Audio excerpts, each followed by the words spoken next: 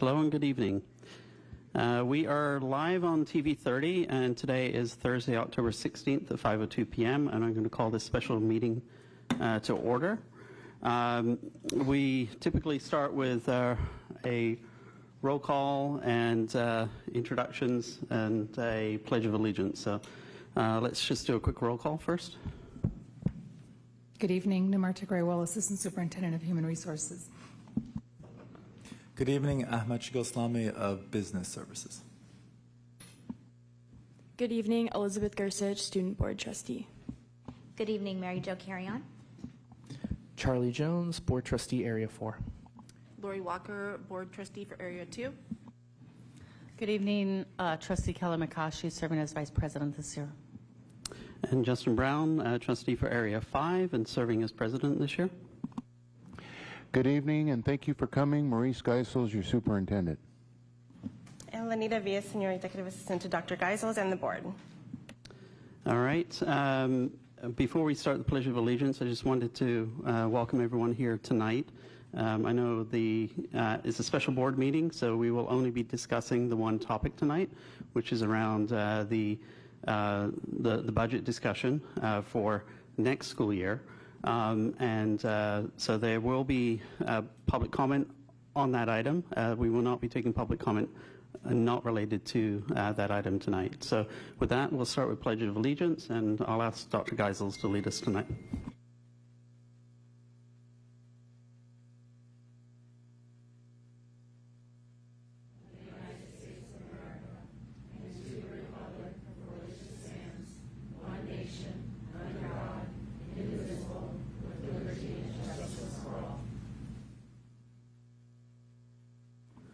All right.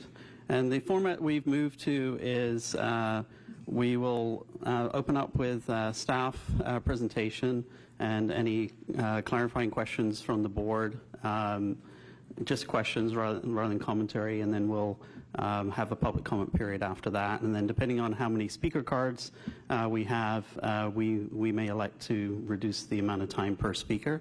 And there's a clock on the top that you see right now set for 3 minutes, which is our default, green, yellow, red, and I'll talk about that again when we get to the public comment section. So with that, I'll turn it over to, I think Dr. Geisels is going to kick us off tonight. Thank you, President Brown, and again, thank you for all coming. I have a message tonight, and it's simple. We recognize that the work we are about to embark upon is very challenging, as it impacts our most cherished resource, the employees of Pleasanton Unified School District. We want to acknowledge that everyone in the organization is a valid, valued member. As we move forward and discuss the difficult choices ahead, let us set an example to our students. So the agenda tonight is pretty straightforward. We're going to review the process to date and going forward. We're going to quickly review PUSD's fiscal challenges, and staff is going to present a recommendation of reduction, a range, a mid and a maximum of reduction.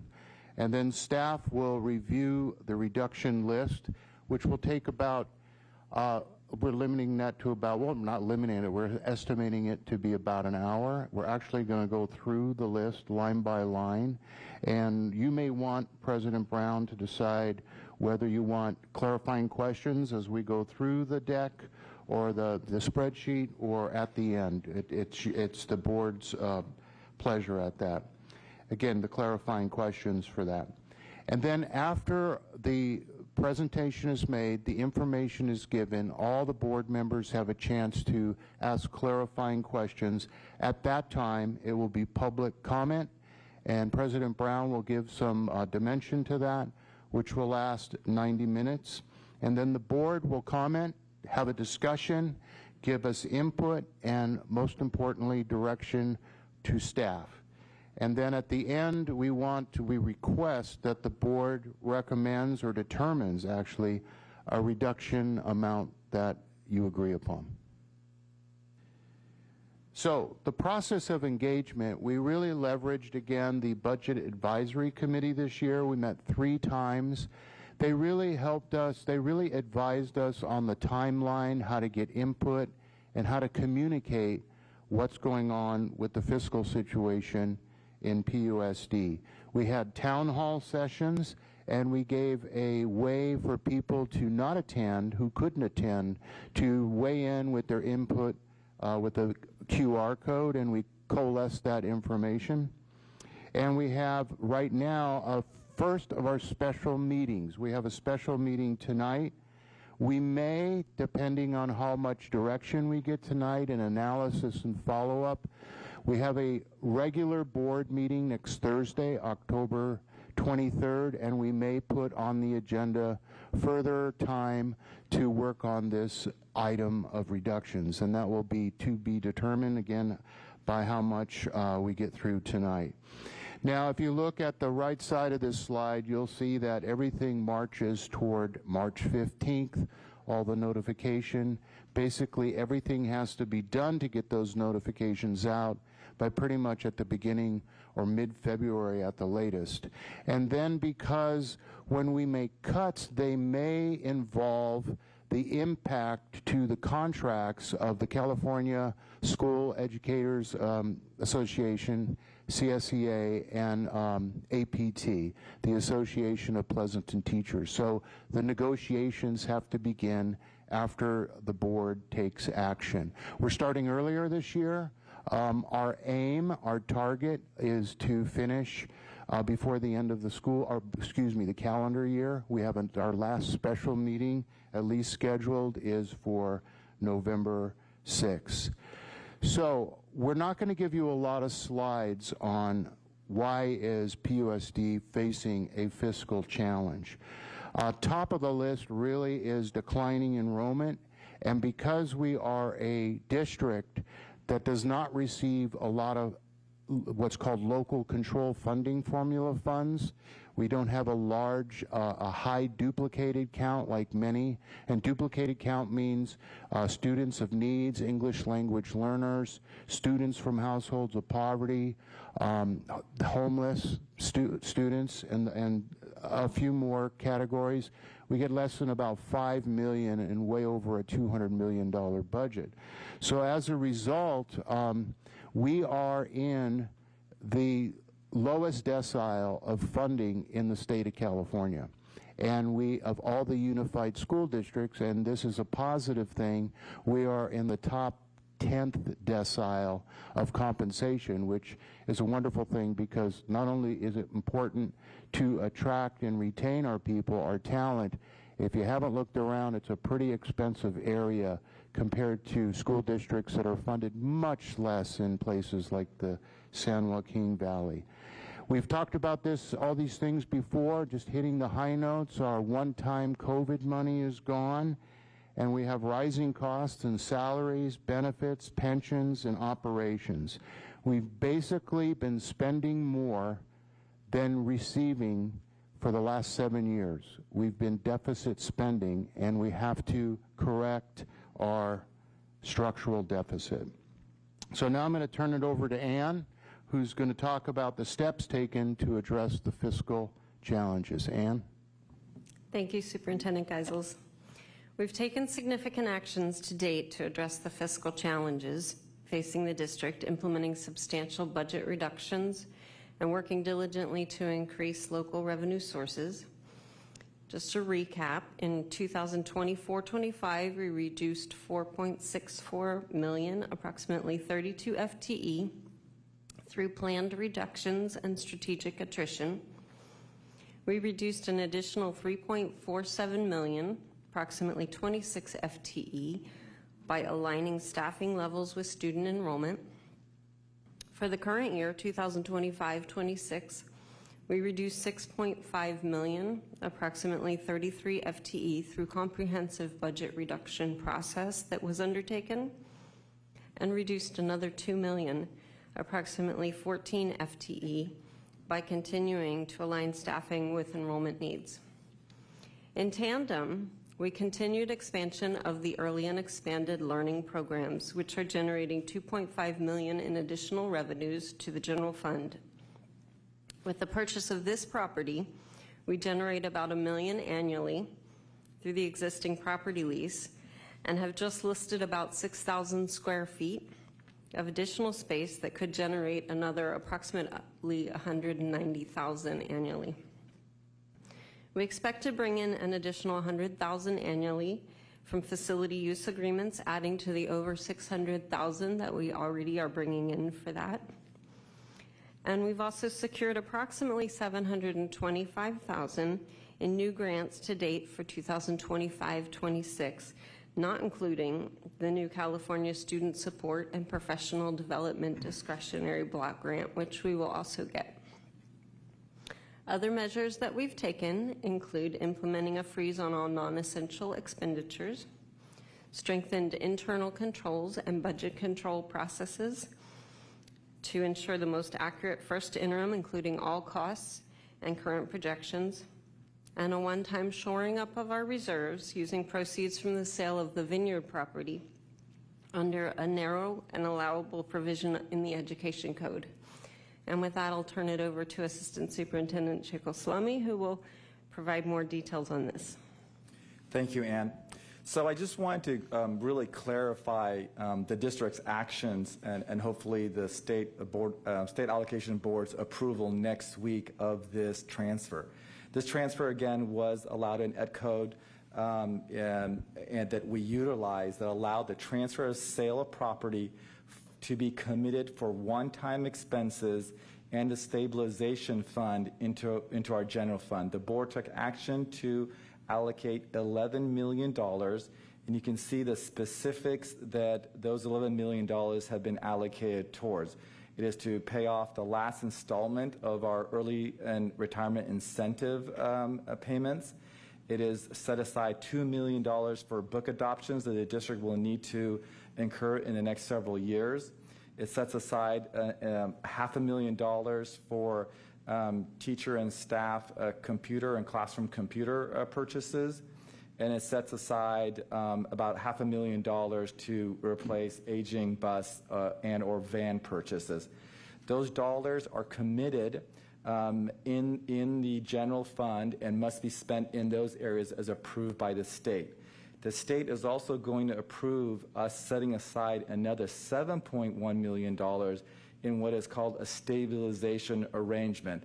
But the state has specifically indicated that any use of those funds will require further state board allocation board approval, ensuring that those funds are not going to be spent on ongoing expenditures, i.e. salaries or operating costs. And so if we go back, it has to be for a specific reason. The good thing about moving the funds into this, in the committed and stabilization, is that we'll meet the requirements of the district having at least 3% reserves and put us in good standing. It will not, however, solve the problem of deficit spending that's been going on. That we need to correct. We need a balanced budget where the revenues generated meet the expenditures for that year, knowing that every year there's slight variations, some over costs go over, some costs go under, so we need to have flexibility in the budget as well. Thank you, Ann and Ahmad. So the next slide talks about the range that I announced in the agenda. The minimum would be in reductions 10 million, and the max we are recommending is 13.5. If the board chooses, of course, they could go higher than 13.5, but the min is the one that is the hard floor on this. The 10 million minimum is really built around reductions assumptions that we will definitely get a COLA of 3.02% from the state. It also is assumed that our enrollment in projections will not fall below 12,672 students. And it is based on the assumption that we will have a stable state economy, that the state, as it is struggling with fewer federal dollars to allocate to more places where money is needed to be allocated and competing for those dollars, and much more if there's a recession. Because we're a revenue district, we would be tied to the state income tax and profit tax. So as the state's revenues would fall, our revenue would fall. And so this assumes that the stable state economy will exist. This also assumes that there will be no compensation increase, and it also assumes for $1 million in variance and rising costs, i.e. inflation. On the max side, we can consider some buffers here, some ways to consider, for example, lower cost of living adjustment, because every 1% decrease in our COLA will result in a $1.5 million downturn in revenue. It will also buffer against lower enrollment projection, and a metric here is 100 ADA is $1 million with LCFF funding. It also could potentially brace us for a potential recession impacting the state budget, which I talked about, and also it could give us some margin for the possibility of increased compensation across the board. 1% cost $1.7 million. So that's the range, and again, where we'd like to get the direction from the board is what is the number that you want to set at as we close the meeting. Mr. De Lazo, Ed? Thank you, Dr. Geisels. So this next slide, we want to now bridge the information that was provided by my colleagues and Dr. Geisels to get us to the point of looking at the options that we want to review with all of you in the next few slides. That being said, Dr. Geisels described our process of how we got to tonight. And he talked about the Budget Advisory Committee, he talked about the town halls, and then the upcoming special board meetings. We took the opportunity during those sessions to gather information. And we had some core values that we wanted to stick to in regards to gathering information. We really wanted to look at equity of voice. So we wanted to make sure that we gathered information from all of our educational partners within the district as best possible, whether it was in person or live or on virtual or in the QR code.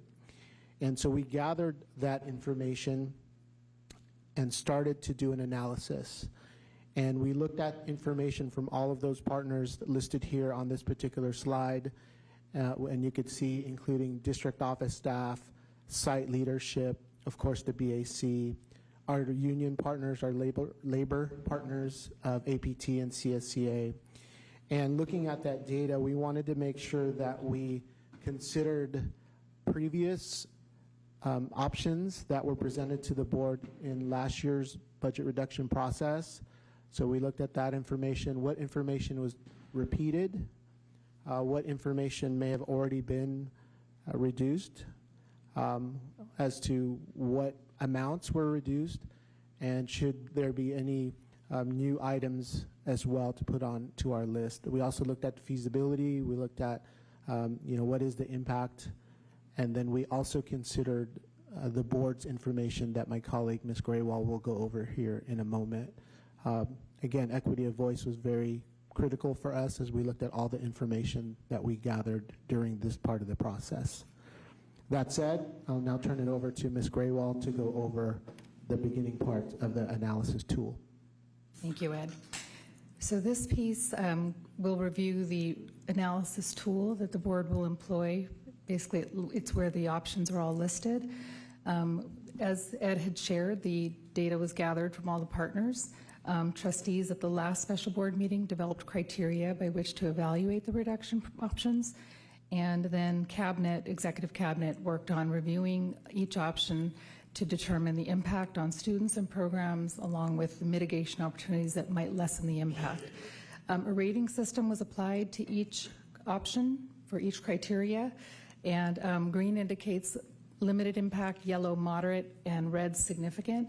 I do want to point out that because an item is is coded green does not make it an easy reduction, and a red does not mean it's one that you should ignore. They're all hard to do, but this is just meant to assist you with your decision making. We'll go into the details of the tool. So each item has a letter and number. They're grouped in categories.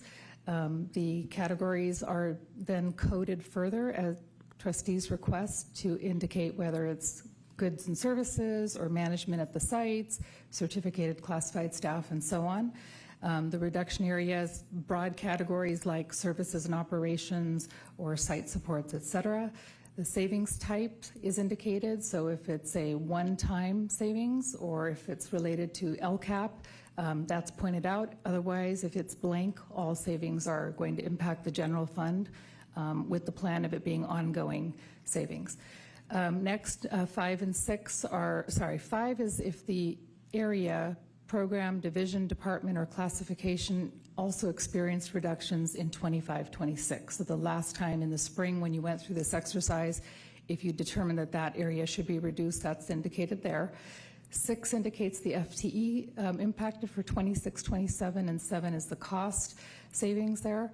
And then we've got description, student impact, and mitigation opportunities. So background on the item, the impact to student programs, and then any way that that cut or reduction would be mitigated. And then the criteria that were developed by the trustees, they were compliance, goal alignment, and student programs, and that's where you'll see the color coding applied. Finally, if an item is negotiable per contract language, per CBA language, it's indicated with a check mark. Please note there are many items that will require impacts and effects negotiations with labor partners as well, but the ones that we've indicated here are the ones that require contract negotiations specifically. And then finally, the last column is the trustee weighting, which will be an exercise that you'll all engage in after the presentation, and you'll work on that over the next few weeks. That column is blank currently because it's the data's to come. Okay. And on this slide, we've got the list of options linked in for the 26-27 year. I also want to point out that last year's list, the actual reduction summary of the items implemented is included for reference in case you need that or the people in the audience do.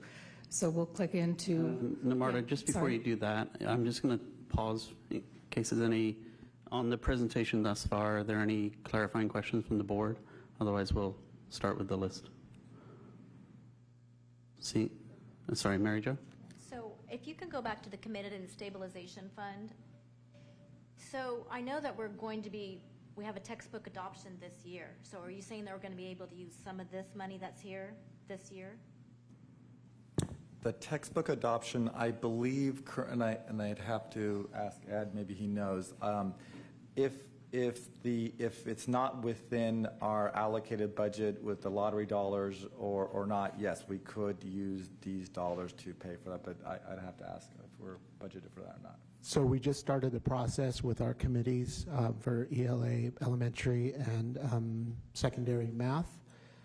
We just recently reviewed the materials, and so I don't believe we have a price point at this point because we've not selected the new adoptions.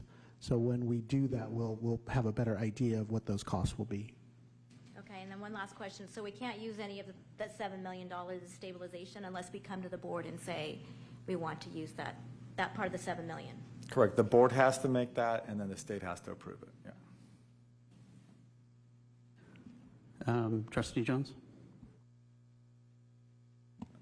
Going back to the prior meeting, can you go to the tool for me? That slide where it shows what the tool looks like. Yes. So what I wanted to ask was, if I remember, I thought when we had done this, it's somewhere within this we were going to show equity more like visible or more present. So can I ask, because it's not as a color, and if you look at the actual tool section itself, under like student impact, it's really not there. So I was wondering, why did we not include that equity piece? Ed, did you want to take that? Sure. So when we were going through the descriptors and then the criteria that we received from the board, equity was brought up. Thank you, Trustee Jones. And where we landed was to essentially say that equity lens was applied to all of the line items. So when we describe the line item, when we talk about student impact, when we talk about mitigation efforts, and then, of course, your criteria around compliance, goal alignment, and student programs, that's considered automatically. So it would have almost been repetitive in our view, and that's why we landed with this particular criteria.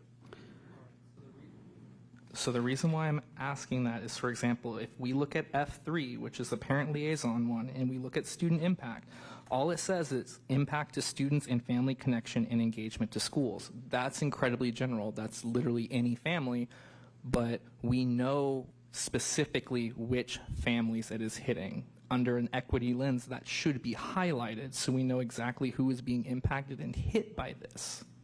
So that's why I had requested that it be put on there, because otherwise, if you're a regular person just reading this, you're not going to know that unless you're watching and you're tuning into every one of these meetings, and not everyone can. So I would ask for us to be more specific or more careful when we look at this. Trustee McCoshy, you had a comment? Or you wanted to clarify his question? No, I just wanted to add, I completely agree with what you're saying, Trustee Jones, because equity is something really important that we as a district have embodied. We already spent a lot of money on equity training. I would like to just outline that if you look at goal alignment column, goal number 3 is specific around equity. So it's just another way we could measure the equity under goal alignment. So I hear what you're saying. I'm just saying, once again, when we look at goal alignment, there are 5, we have 6, excuse me. We have our district goals that we've identified 6. And so if we look under goal alignment as well as the other measure, that's another way we can cross-reference the data for the equity standpoint. Now, obviously, when we come up to a line item and there's something more specific in terms of the equity lens that you feel that we need to earmark or pay special attention to, I think that would be another place to speak up about it. But that's how I see it. All right, very well. Okay. Any other clarifying questions on the presentation to date from any trustees? I had one quick one for myself. What is the 5% reserves dollar equate to? At this time, approximately $11 million. Okay, so that pie chart that we had on chart 7 is the entire 5% reserves? Correct. Okay, that's all I should have phrased the question differently, but thank you. That's what I wanted to get at. Okay, thank you very much. Which is very different than prior years where that was essentially, I don't want to say cash, but it was unallocated to specific things. Correct. Okay. All right, thank you. We'll start with the review of the spreadsheet as it exists today. And to be clear, these are our direction to staff as a board was to come up with options and estimate the impact and any potential mitigation. It does not mean that each and every one of these items as it exists today in the spreadsheet is going to be enacted upon or chosen by the board. No action will be taken tonight, so I'll be very clear. No action will be taken tonight. This is the first opportunity for the board to convene together within Brown Act rules and discuss the items. And so if you hear questions coming from the board, it's because this is our first opportunity to review this list as it exists tonight. So with that set up, I will hand it over to staff. I have the first one. So the district has been making reductions in materials and supplies for the last several years. Currently, we looked at the total unrestricted materials and supplies budget, mainly focusing on areas we can still tighten up, and we identified about another 5% reduction to department and site budgets. that we can absorb, and that equates to about $50,000. The district's total unrestricted materials and supplies expenditures is around $2 million, so it's already very tight. A good portion of our materials and supplies is actually paid through the restricted accounts through donations from the community and families, and so there's not a lot of more room there. So we have that 5% as another level of reductions for 26-27. So, Ahmad, what I'll have staff do is go through each section. So if at the top of this, you'll see goods and services, management DO, management site. I'm going to pause and get clarifying questions from the board after each section. So if you can go through all the GS ones right now, that'd be great.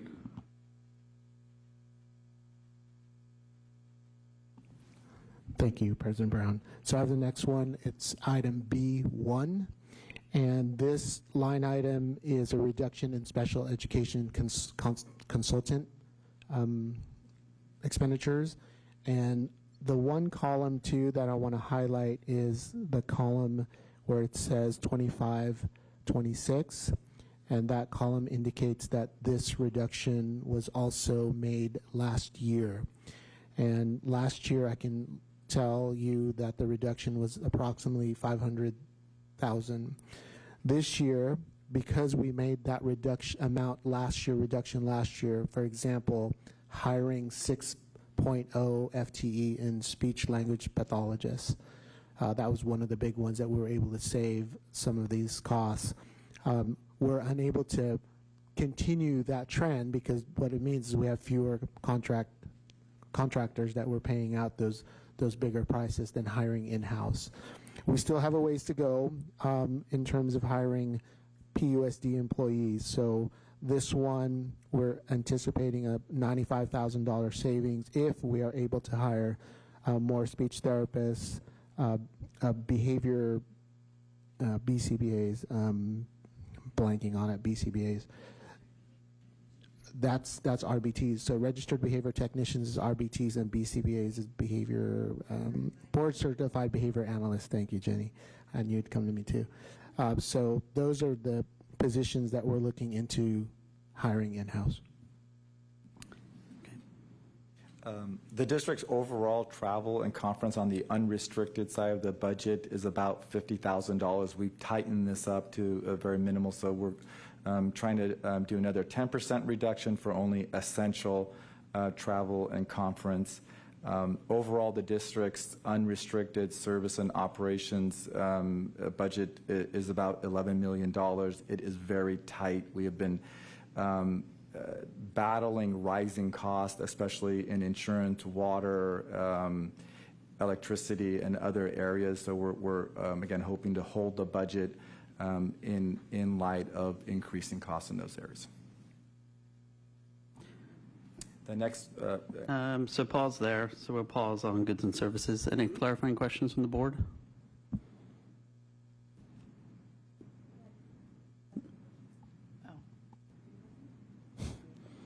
All right. We'll just do first to the mic. All right. Okay. Can you go back to the special education consult? Okay, why is that only 95,000? Why can't we make that higher? Is it just because we've already, like you said, why can't that be a higher number? Why can't we hire more in-house? Right. So the example I gave with the 6 FTE for speech therapists, so we have a cost of about $140,000 or more for in-house. So what's the variance, I guess is what I'm asking. Yeah, the variance is tightening up. It's no longer the large savings because with the increase in salaries and stipends, our special education internal staffing cost will range from about $165 to $170, and so a consultant outside may be around $180 to $190. So the savings are starting to tighten up. We still get better service with internal hiring, and that's our goal. And there's fewer positions to hire within. There's fewer. Okay. Yeah. All right. Thank you. Okay. Trustee Mukashi, we'll go with you next. Yes, thank you. My question is related to the reduction department travel and conference budgets for the 10%. I guess my question would be, are there compliance required conferences where staff, like state mandated, have to go to certain trainings? Or I guess my question would be, is there a way this number could be increased more? And the reason why I ask that is I understand it's different, but in previous jobs I've had, they've had travel freezes where you just didn't go for a year or two. So my question would be, could we just hit the pause button on that? Not saying that professional development training and conferences aren't important, but would there be a way to just do a freeze on that unless if it was like a compliance issue? Like, that's what my question is. I had the same question. We can look further into that. I know that it also covers travel in terms of mileage, so it does cover some of those costs as well, but we can double check. I know for this year, there's hardly any travel conferences going on, very little, if any, and that Alameda County office has really stepped up doing local PD, and I think a lot of management are able to take advantage of those local activities. Okay, great. If you could look into that, and then in terms of your second statement with the mileage, I don't know if that's something that could be revisited at the policy committee or something. I don't know, but we have to look under every stone and every rock. And so if it's something that we need to make a change on something, I think this would be a space to do that. So if you could look into that as well, I'd appreciate it. Ahmad, also in that section, so we have the line item for our budget for the CSBA trainings. Since all of us, I believe, have now done it or aren't planning on doing it, could we also roll in whatever we set aside for that into it for the next 2 years? Because none of us will be going to those. All right. And then just one final question from me. In terms of the special education, we had $500K in savings last year, which is pretty significant. And I understand the compression in the salary ranges as we're trying to attract and retain. We've got to get closer to the market rate. Have we been able to retain all the staff that we hired last year that went against the $500K? Yes. Okay. Yes. All right. So we have demonstrated success against that agenda, so the 95K should be realizable, I guess is my question.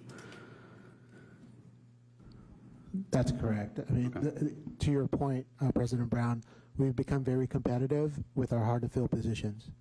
Okay, excellent. Thank you.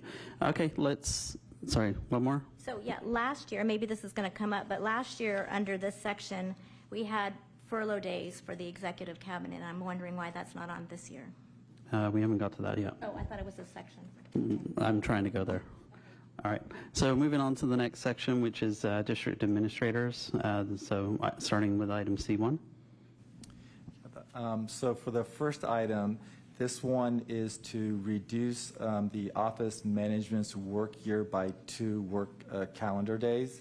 And so that's for all staff. Last year, we did have a tiered approach where executive cabinet took more and directors, and so there was a tiered approach. So this is just an across-the-board 2 days of reducing the work year for the management staff. No more now. Okay, the next item is related to the HR division. This one is indicated as a 25-26 impact. There, you may recall we had significant reductions, about $900,000 to the HR division, which was about a 40% reduction in staff. So another additional opportunity at this time would be to reclassify the HR director position and reduce it to a coordinator, which is the staffing structure that existed prior to COVID. And that's the savings explained there. It will require, because the staff that were released last year, many of their duties came to the existing management team, so it will require reallocation, and some response times may be impacted because there'll be fewer people to work on those products. The other thing I want to remind you of is the reason there were 2 directors in the HR division had to do with the induction program moving from the teaching and learning division over to HR. I believe that was in 2021. And that program is now being coordinated by Alameda County, so that's why we can experience this reduction. I have the next one, the next 2, actually. So this is a reorganization of the Career Pathways and Adult Learning Department. One of the things that we look at as well for each option is we apply a couple of analyses, and so one of those being, what was it looking like in a particular department pre-COVID? What are some efficiencies that we could do now? And then what is the sustainability of some of our programs? And so, and fourth, we also looked at neighboring districts in terms of what's their structure in particular departments. And so for this particular department, we felt that the reclassification of a director to an assistant director level would then report to our director of secondary education. It made sense to us in terms of that flow of our students and programs to be under that direction of that director. And then assistant director for the CPALs, we didn't see an assistant director in neighboring districts. What we did see for the adult education program is an adult education principal or adult school principal. And so we would have to come up with a new job description, but that's where we landed on this is assistant director would be adult school principal, and then that position would report to our educational options director.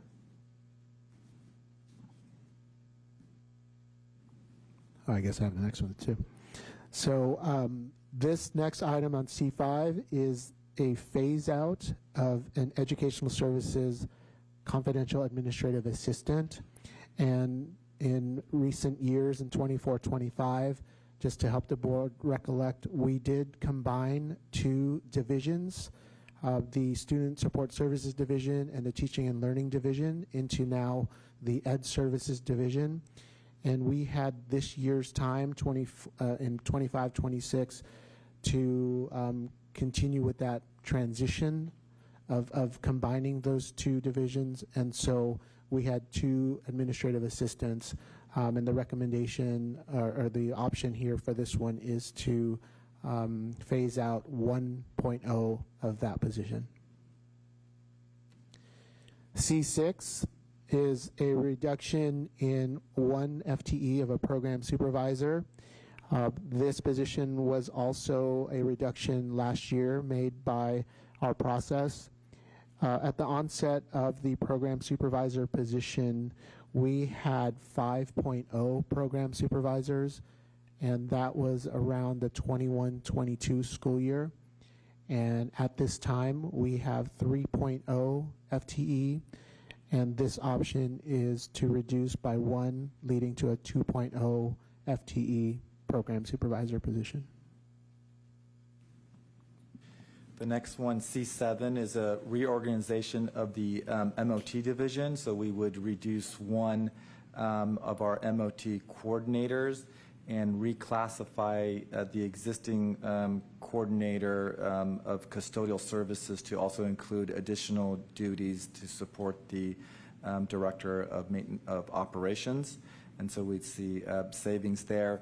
It would impact some of our service times in terms of being able to complete some projects, but we believe that we can consolidate those efforts and take care of all urgent projects. C8 is a phase out of the management, both at the district office and at the site level, receive a small stipend for incidental purchases related to work and staff, and so we would phase that out completely in the next fiscal year and have savings for the district. Okay, thank you. We'll pause there and bring it back to the board. Clarifying questions? We'll start with Mary Jo. Yeah, so last year we had the furlough days for the executive cabinet and extended cabinet, and why is that not on the list for this year? So we replaced the furlough days with a reduction of all work calendars for all management. That includes executive and all management. And So you're making it more permanent? yes, this would be it would be if we go all management would go down by 2 days, most depending on how many their current work calendar is. Okay, and then on C3, aren't they paid by grants? The CPAL? Yes, it's multi-funded, these positions, and there's a lot of positions in the CPAL program. This one is the reclassification of the manager. You can see the savings there. So there is a savings for the school district, even though they're grant-funded positions. So yes, the answer to your question. All right, so my first question is about C6. How much risk or issue is that going to put upon us when it comes to liability or lawsuits around special education? Difficult to determine the correlation, but the question's a good one. We did create this position to mitigate the difficulties and challenges around legal proceedings and legal challenges in special education. And I think I've said 21, 22. So we created a manager level position in special education to support those IEP meetings, those challenges, disagreements, and so forth. Reducing this position would have an impact on our ability to support our IEP teams, our school sites, our principals, our teachers. We just have fewer people. So it's hard to correlate it specifically, Trustee Jones, but I would say there is an impact to addressing the real-time issues that arise from legal challenges. All right. My next question is about this district administrators as a whole. So when it comes to PUSD, we spend about $1.5 million more than Livermore and about $2 million more than Dublin on certificated management. We're actually one of the highest % of our budget of any of the Tri-Valley districts. So my question is, can there be, or is it possible for us to put more things on this list from certificated management up to that number to get us on par with the rest of the Tri-Valley when it comes to this amount?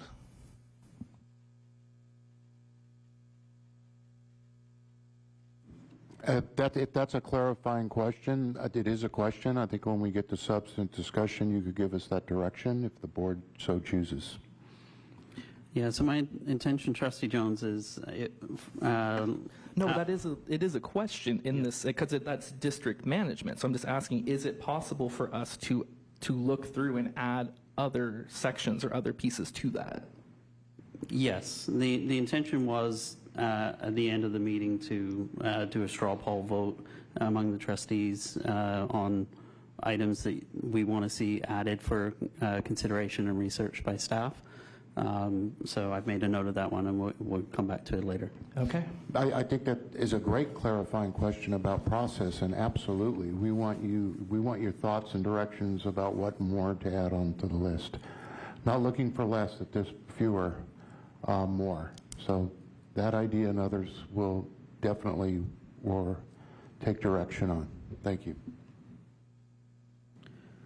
Okay. Any other questions from trustees? Go ahead, Trustee McCaughey. Go ahead. Oh, sorry. I have a question about C1. Why only like 2 days? Because I see that there's no direct educational impact. So is it possible to do more than 2 days?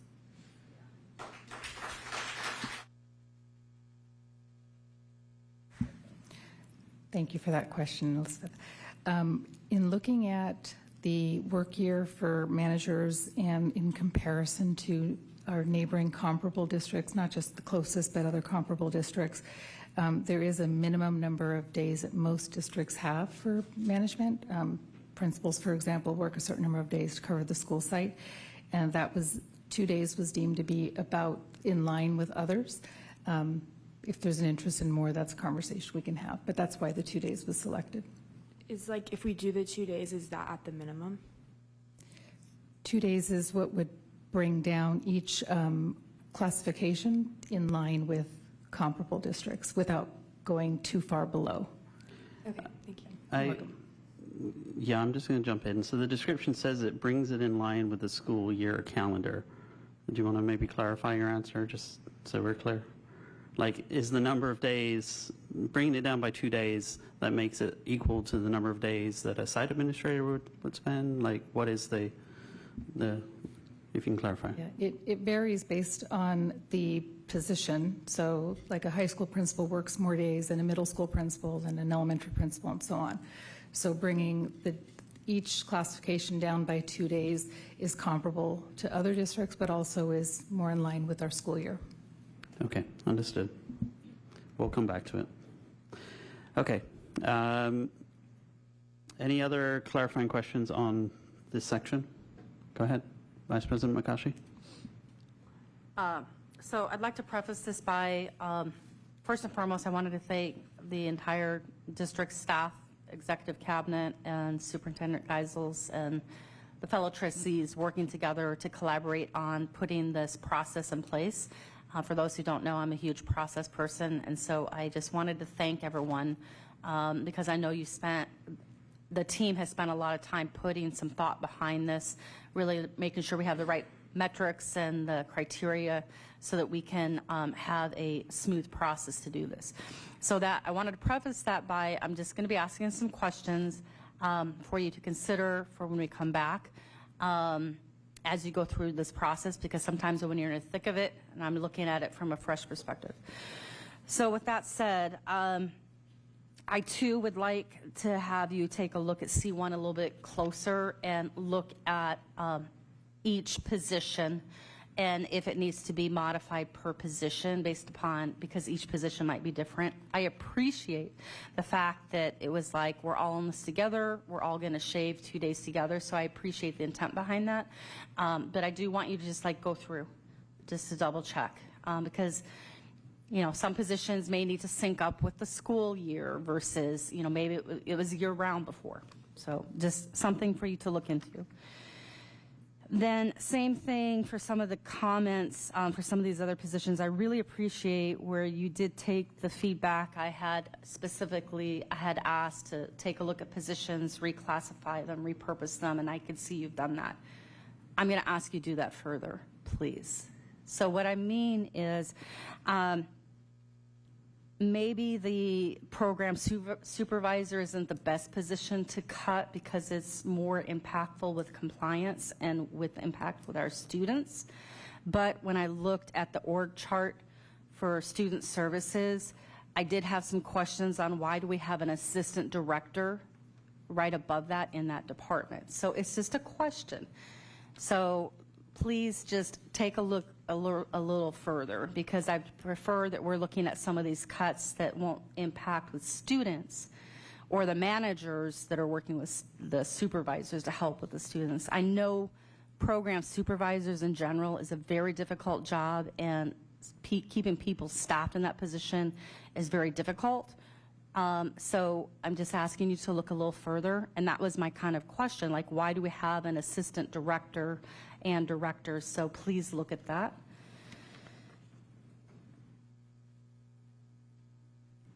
And then, yes, further along, I did have some questions looking at the org chart. You don't have to answer it right now, but what is the difference between executive secretaries and administrative secretaries? Because I see in the org chart for the DO, we have both. And so the question I would have is, financially, if we redesign the position, could one type of position, I assume one pays more than another, can we re-identify and re-look at that? Because that might be another place that we can cut. And then I don't feel comfortable specifying which positions, but I do agree with Trustee Jones that I'm going to ask us to push hard, and please take a look at which positions, so many directors versus coordinators. Please look closely.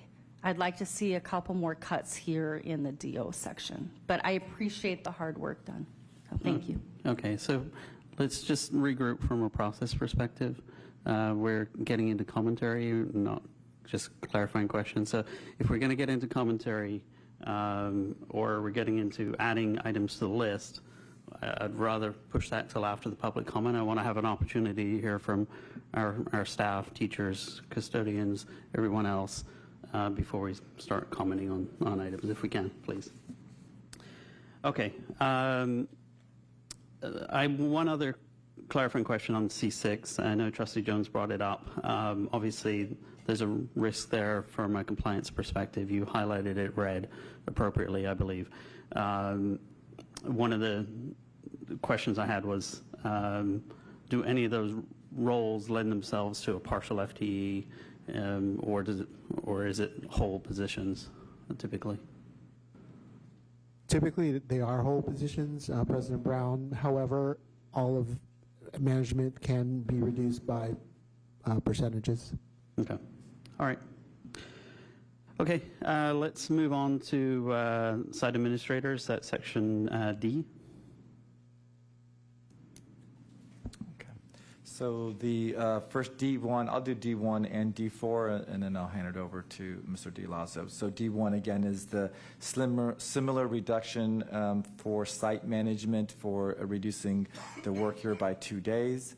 And D4 is also the phase out of the similar non-reimbursable stipend that site management get as well. So those two items are similar to what we talked about above. D2 is a reduction in our vice principals at elementary, and this is one of those items that can be partially reduced, to your point earlier, Trustee Brown, President Brown. So in the column regarding the 25-26 reduction, there was a reduction this year of 1.6 from the previous year. So in 24-25, we had 8.4 elementary vice principals, and then this year we have 6.8 due to the reduction made last year. This is an additional reduction for the 26-27 school year of 1.8.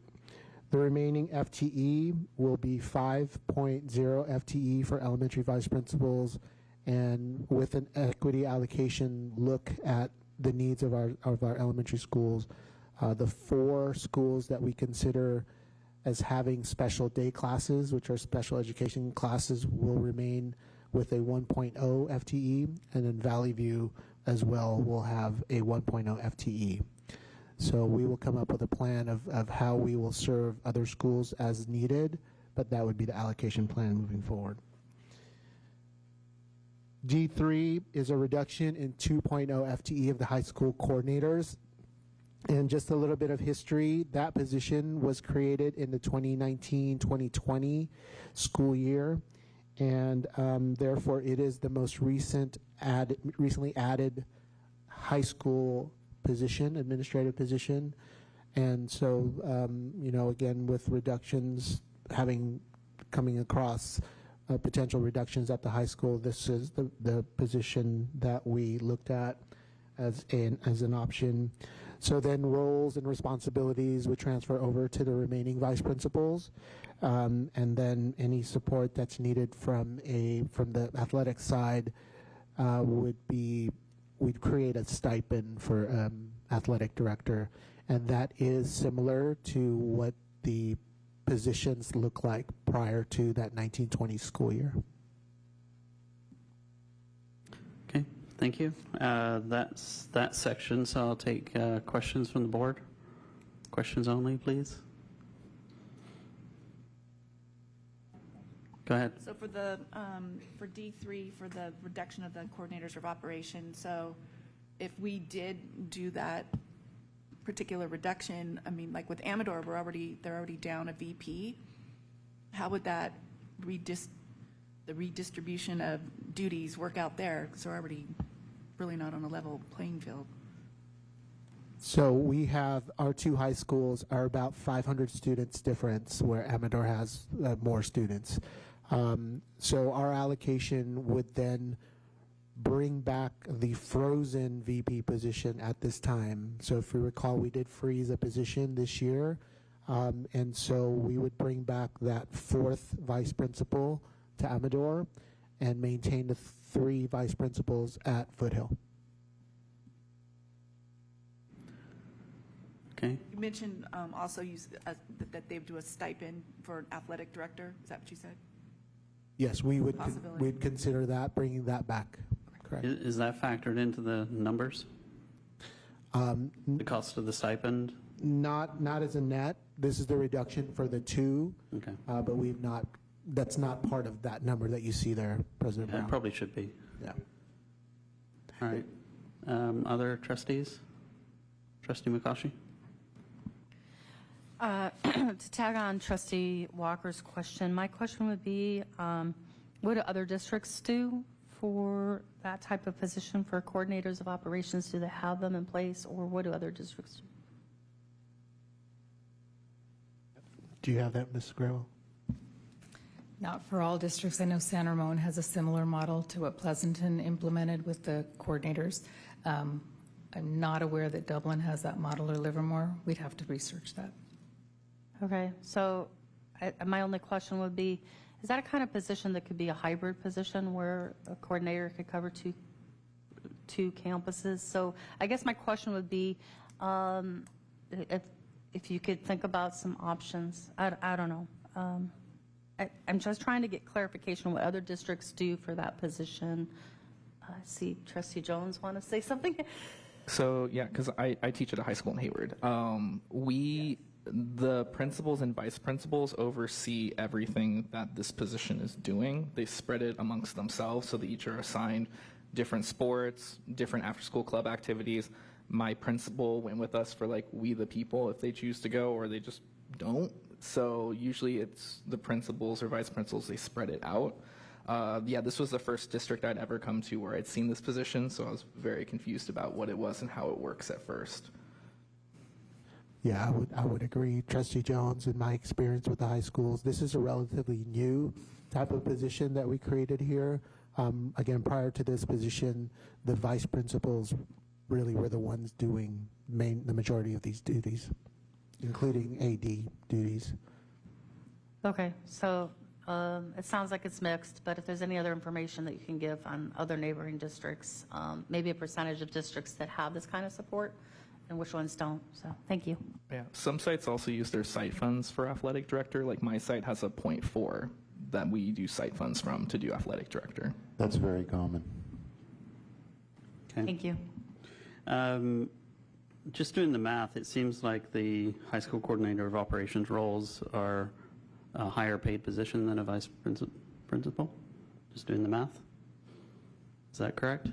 Are you comparing the vice principal listed here? 'Cause the elementary. I'm just doing straight math. The 346 divided by the 1.8, that's 200K. Right. And 433 divided by 2. So it seems like Elementary vice principals work fewer days. okay, got it. And the per diems also are different. The high school coordinators are at the coordinator salary schedule. Okay, understood. Thank you. Any other clarifying questions on this section? Okay, seeing none, we'll move on to the next section, which is district support services. Okay. I'll start with E1. As part of the reorganization of the HR division that I mentioned earlier, there's an opportunity to reduce one of the technicians in HR to a 50% position. This would mean that volunteer clearances, clearances of contractors, and so on, some of those tasks will be a little slower to be done because we'll reduce staffing there, but we believe that could be done. And also, item E2 is the reduction in the classified work year. So with the reduction in a management work year, aligning the classified staff schedule work year as well. District for year-round district office staff by 2 days. Okay, any clarifying questions on this section? No, but that just needs to be pointed out that that has to be negotiated, correct? Yes, there's a check mark in the far right. Thank you, Trustee Kirian, that's correct. Okay. Yeah, it'd be good to find a way to kind of show that dependency, because obviously if management and, yeah, anyway. Moving on to site support services, that's section F for those that are following on. So F1. Yes, sir. So F1 is a reduction option of 0.75 FTE at the middle schools for school secretary 1. Going across the board there, you'll see that this was a reduction last year as well, and it was the same FTE reduction of 0.75. And so the current FTE for the middle schools is 2.5 at Hart, 2 at Harvest Park, 1.65 at PMS. So this overall reduction will lead to a total of 5.40 FTE. And the way we looked at it is, again, that equity allocation concept. And so we'll have 2.25 at Hart, 1.75 at Harvest Park, and then 1.40 at PMS with that reduction. Item F2 is the high school secretary 2 position. And this position was also reduced by 1.0 FTE in this year. And the option here now is a 1.0 reduction. And this will be split evenly between the 2 high schools. At this time, we have 6 FTE at Amador and 5 FTE at Foothill. That will lead to a 5.5 at Amador and a 4.5 FTE at Foothill, coming to that 10.0 FTE. F3 is a reduction in our district parent liaisons. This is an hourly reduction for each liaison. So at this time, we have 7 people who work 7 hours per day.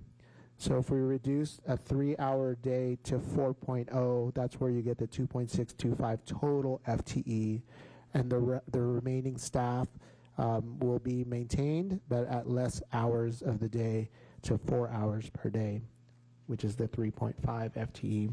And I forgot to mention that there was a reduction this year as well for this line item of 0.875. That was 1 hour reduction for each parent liaison from the previous year. F4 is a phase out of the child welfare and attendance specialists. We have a total of 2.625 FTE in that position. And then that is, again, a phase out of the position. F5 is a reduction of 2.2 social workers. And it actually, I forgot to mention this for the district parent liaisons, but I do want to point it out that there are positions that you'll see in the column titled savings type that are marked LCAP. And we have a total of the LCAP reductions at the bottom of this list, but I pointed out because if we do make that reduction for this particular line item, then it would be accounted for in the LCAP plan or LCAP budget. What that means, it frees up LCAP funds to develop a new budget plan for LCAP to address other particular needs.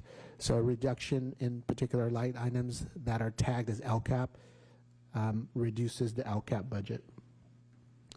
Okay, so social workers is 2.2 reduction, and that would lead to an allocation plan for the 3.0 remaining social workers distributed based on site needs.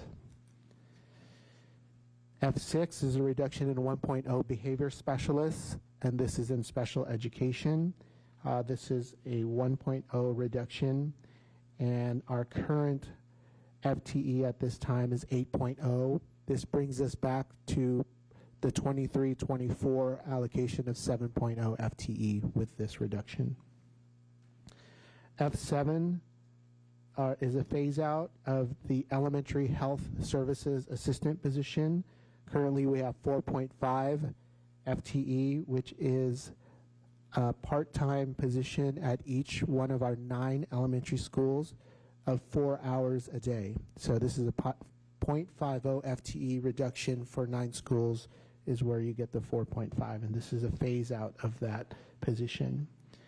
F8 is also a health services assistant. This one is for the middle schools, and that reduction is also a time reduction of 0.375. So then we would reduce our total 1.875 to 1.50. So that remains a 0.50 allocation to each middle school. And reminder, 0.50 is a 4-hour day. F9 is a reduction of the health services assistant at the high school by 0.75. And similar to middle schools, with this reduction, you will have a remaining 0.50 FTE at each of the comprehensive high schools. So we would go from 1.75 to 1.0 FTE, and the remaining, again, is a 4-hour day at the high school, the 2 comprehensive high schools. F10 is a phase out of 1.6 Wellness Center support specialists. There was a reduction last year of 0.40. That was hours of the day. And this one is a phase out of the position. We landed with this option because we have a duplication of services, because we just got wellness coaches that were our grant funded. And so we have a duplication of services here. This position started in 2022, and it was created based on some one-time funds that we received through the COVID funds. F11 relates to the classified work year for staff at the sites, and since they're not year-round, they have varying calendars, so there's a specific reduction depending on the position that aligns with their management work calendars, as well as what's perceived as covering those needs. And that item is, of course, negotiable with CSEA. Okay, so clarifying questions on site support services. Actually, let's start with our student trustee first. Okay, so I'm just wondering why we would phase out the child welfare and attendance specialist if less attendance means like less money for the district.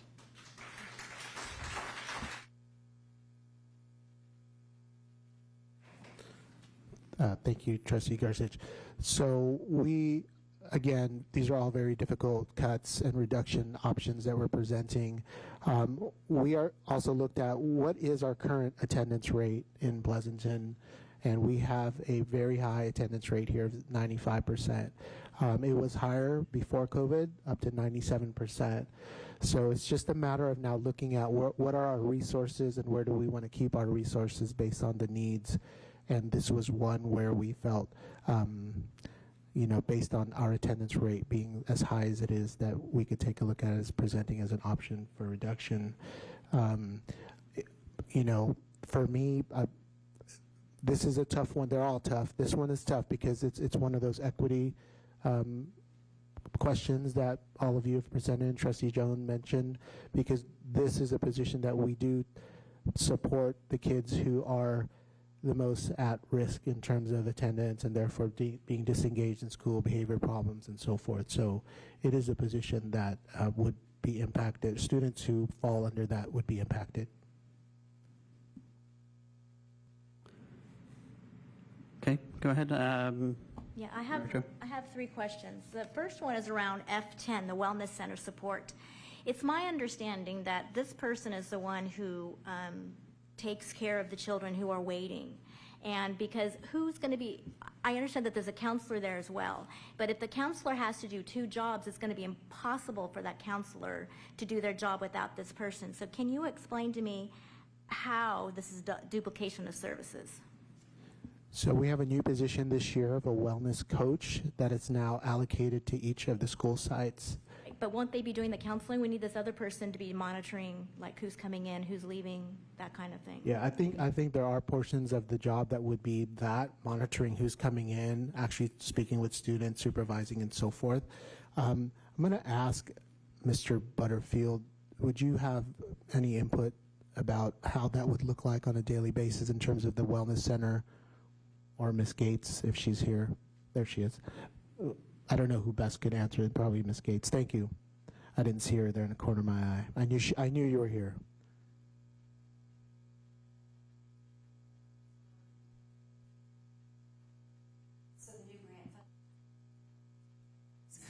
They would be doing both the entry of students and then also some small groups. That's part of their training that they are, it's ongoing. They're receiving that through the county as part of this wellness grant.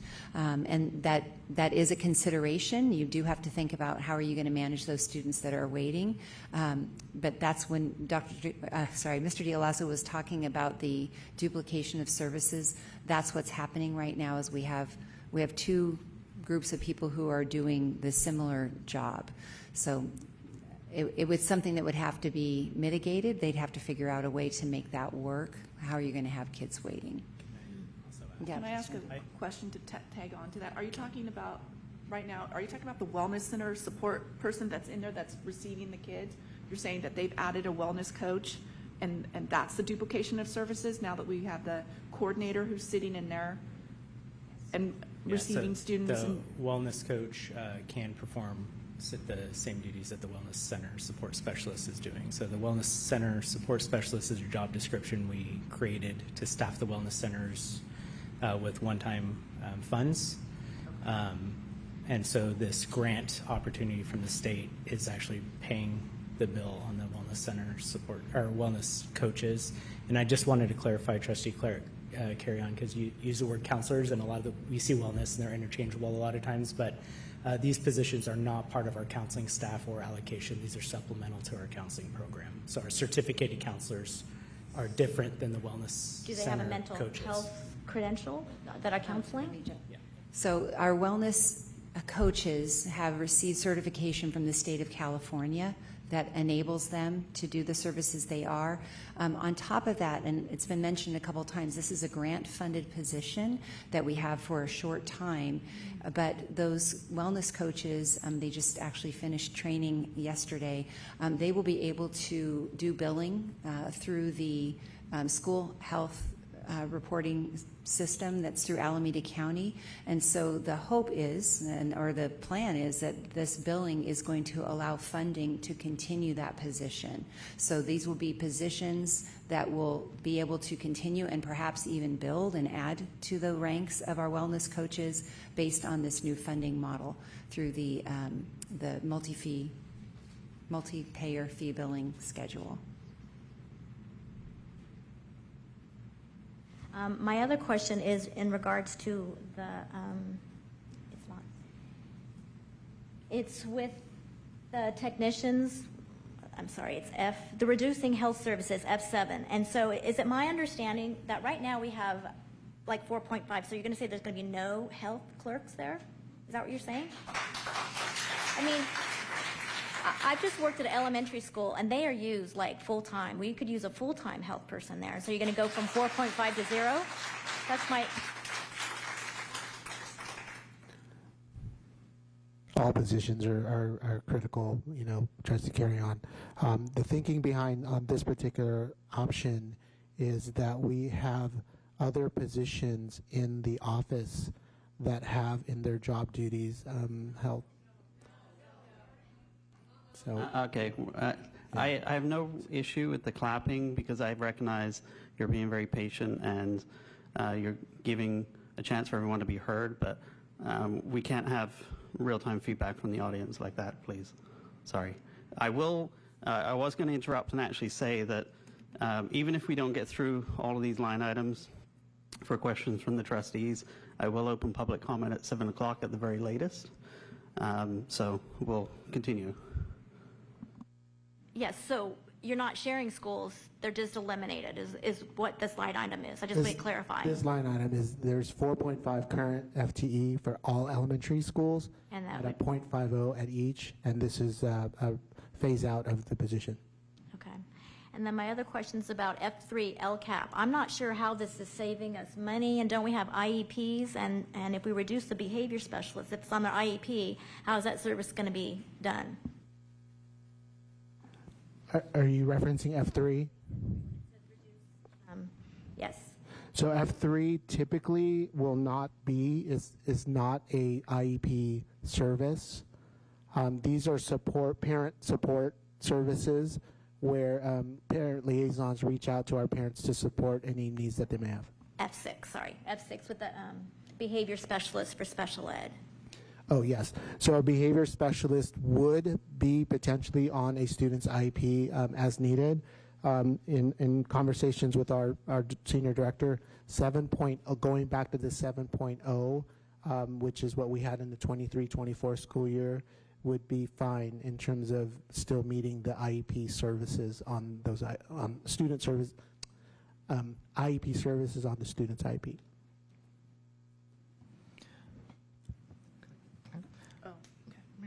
All right, so I have, this is one of those site supports ones, is where I have a lot of questions. So my first one is, when we're looking at school secretaries in this section, last year they were willing to do reductions in order to protect positions. So I was just curious, have you reached out or discussed with them the possibility of doing that again or something similar in order to avoid a further reduction in staffing? Conversations have not occurred directly with staff. With regards to the classified work year calendar item, I should have mentioned that the staff that volunteered last year to reduce their work year, they would not be impacted again because their calendar is already reduced. All right, so these ones are different. The work year calendar item involves different staff. Are you speaking specifically to the line items for the line items? Secretaries? Yeah, staff have not been spoken to directly. Okay. The list just came out yesterday, as you know. All right. Is that something that you're potentially looking into doing?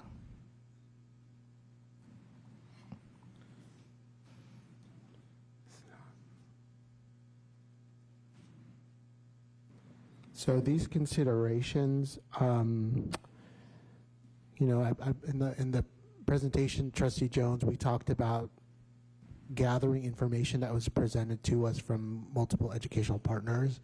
And so we spoke with the site managers, the principals, about potential cuts. So that's the level of conversation. So we've not spoken to the specific people in these positions. All right.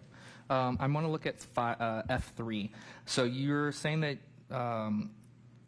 the students that are served by this are predominantly, as you mentioned before, immigrants, our BIPOC community, LGBT community, a lot of our at-risk communities, or ones that have had that the district has not always been the best in regards towards. So my question is, the 4 hours that they would be working, how would those 4 hours be split up or divvied up throughout the day? How is that going to work?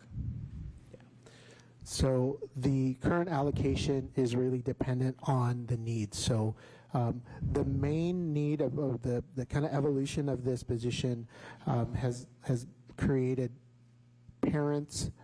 staff who work with parents who speak other languages, or if there's a certain affinity group. So Spanish, we have Spanish-speaking parent liaisons, we have Mandarin-speaking, Korean, we have a parent who is African American.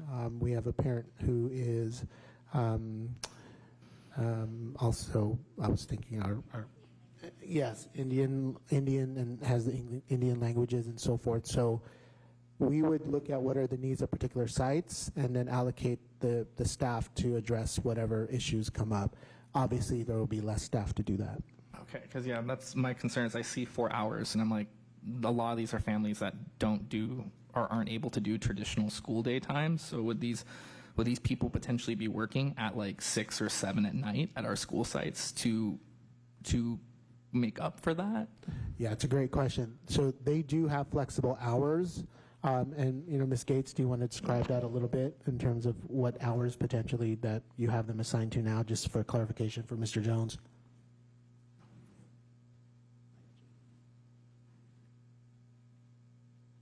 Currently, our parent liaisons are working. Their schedule today is more of a traditional school day, but we do have times where they are asked to be at like an ELAC meeting for a school site, and they can flex their schedule. We are trying to be very judicious about that, both for their personal calendars and not assuming that they're going to be able to work at night.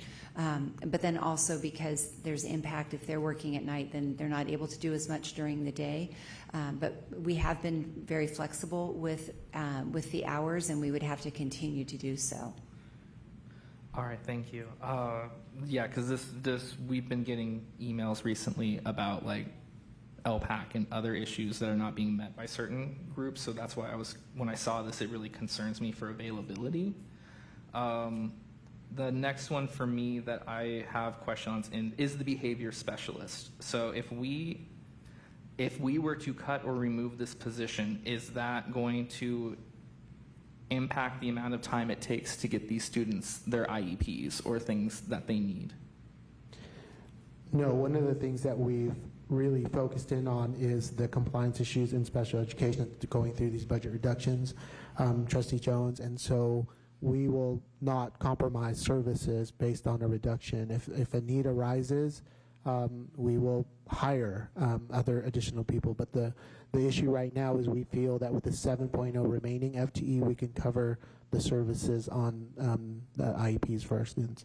All right, and when it comes to behavioral specialists, if we were to remove this position and we need it back again, is there a higher likelihood of us having to contract that out or being able to hire it internally? Yeah.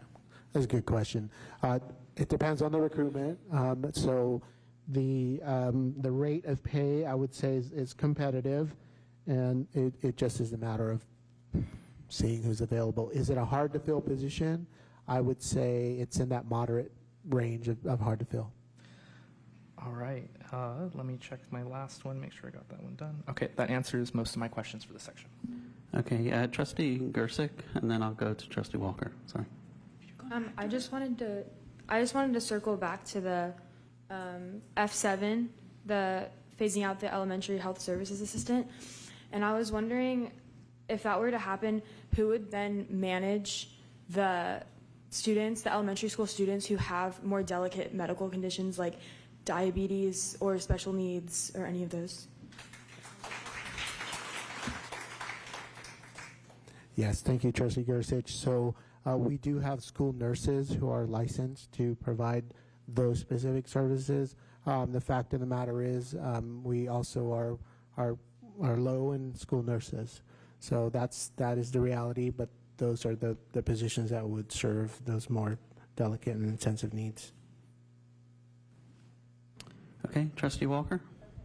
Mine on the LCAP. Can you just explain? Okay, so I understand we're not freeing up general fund dollars right? We're freeing up LCAP dollars.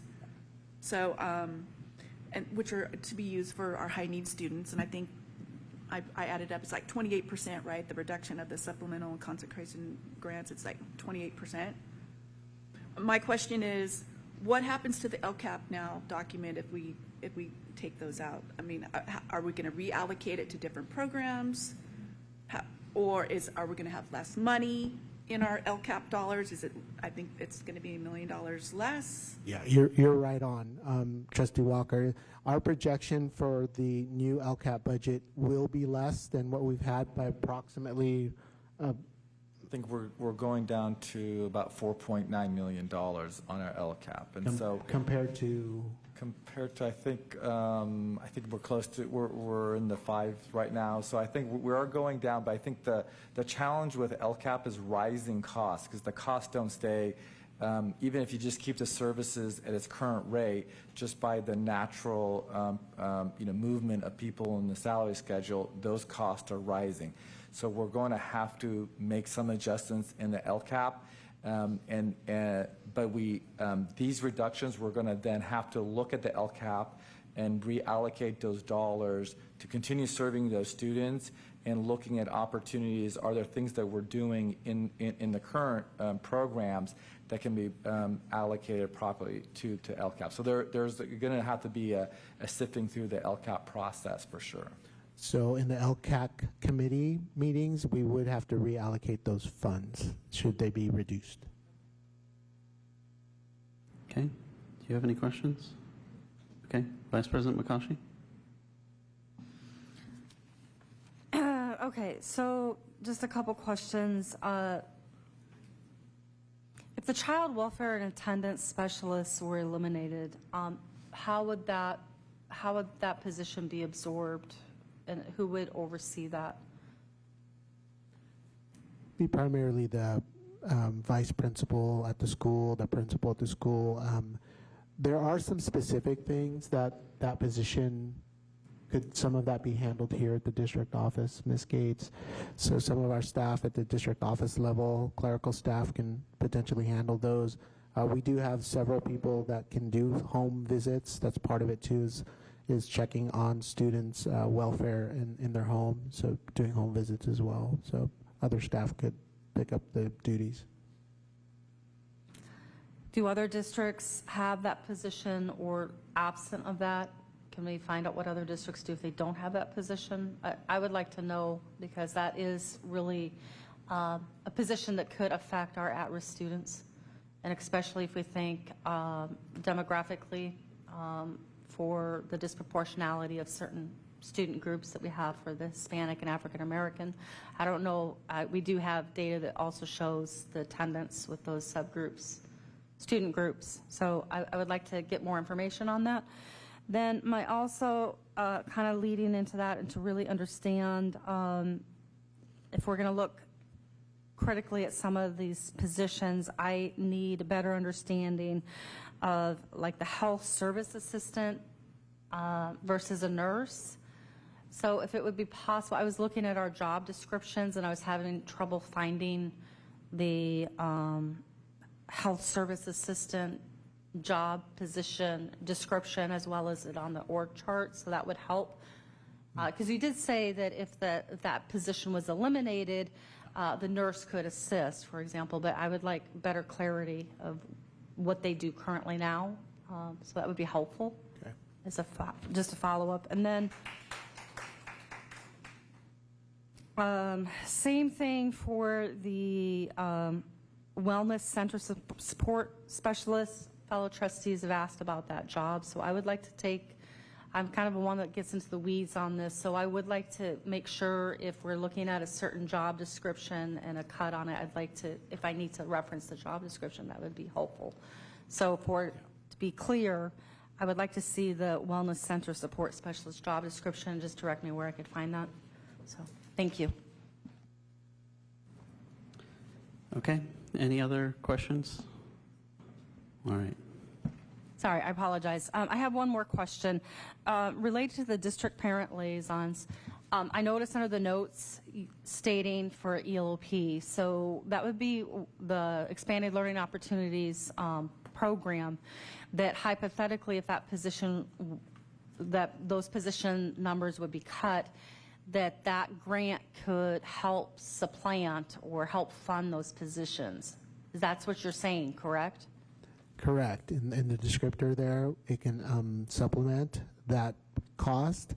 And thank you for reminding me, we do have a family services liaison position now that can help support some of these services. So we do have a position now that serves relatively the same functions as a district parent liaison, funded through the ELOP funding.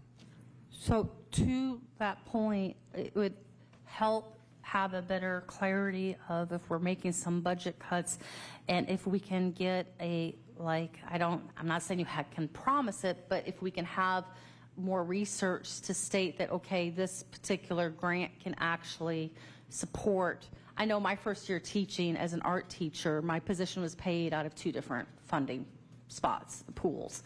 So it would be, if we're going to think outside the box, it would be nice to know, to say, well, maybe it's not, maybe it's just a cut through the general fund, but the position will be paid through a different grant. That would be really nice to see here, especially thinking back to COVID time, where some of these positions were paid, with COVID money, and then it's being paid out of the general fund. But in this specific case, because there's been a lot of concern about the parent liaison positions, more information about how that could be funded otherwise would be appreciated. Thank you. I just wanted to clarify that we will definitely bring back that information, because that program resides in my department, and we work closely. So there is some duplication in services right now. Those same families are also being served through our ELOP program, and there are family liaisons who are supporting them. So we'll bring a little bit more information to you next time so you understand how it works and how those families are currently being served and some of the redundancies of services. Okay, so just to clarify, are you saying that the current parent liaisons, the district parent liaisons is a duplicate position? So we have parent liaisons that are funded through the LCAP, and we have family support services that are being funded through the ELOP program. And so both of these positions are serving the same families, kind of our unduplicated group of families. Okay, all right, thank you. So I'm going to keep my questions limited because time is clicking on. I did want to follow up on Trustee Gersick's point, though, regarding the attendance. Simple, going back to your earlier slide, you said 100 ADA is 1.2 million LCFF, and if our enrollment is around 13,000 students, then 1% of that is 130 ADA. So math says basically for every 1% of ADA, we're losing a 1.5 million in LCFF funding. Is that a correct assumption?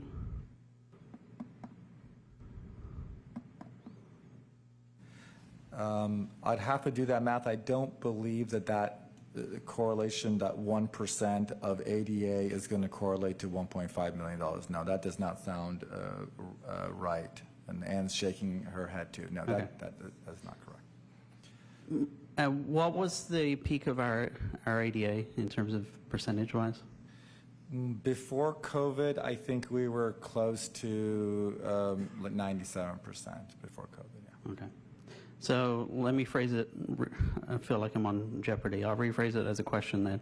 Could you get back to us in terms of what 2% of ADA compliance is costing us?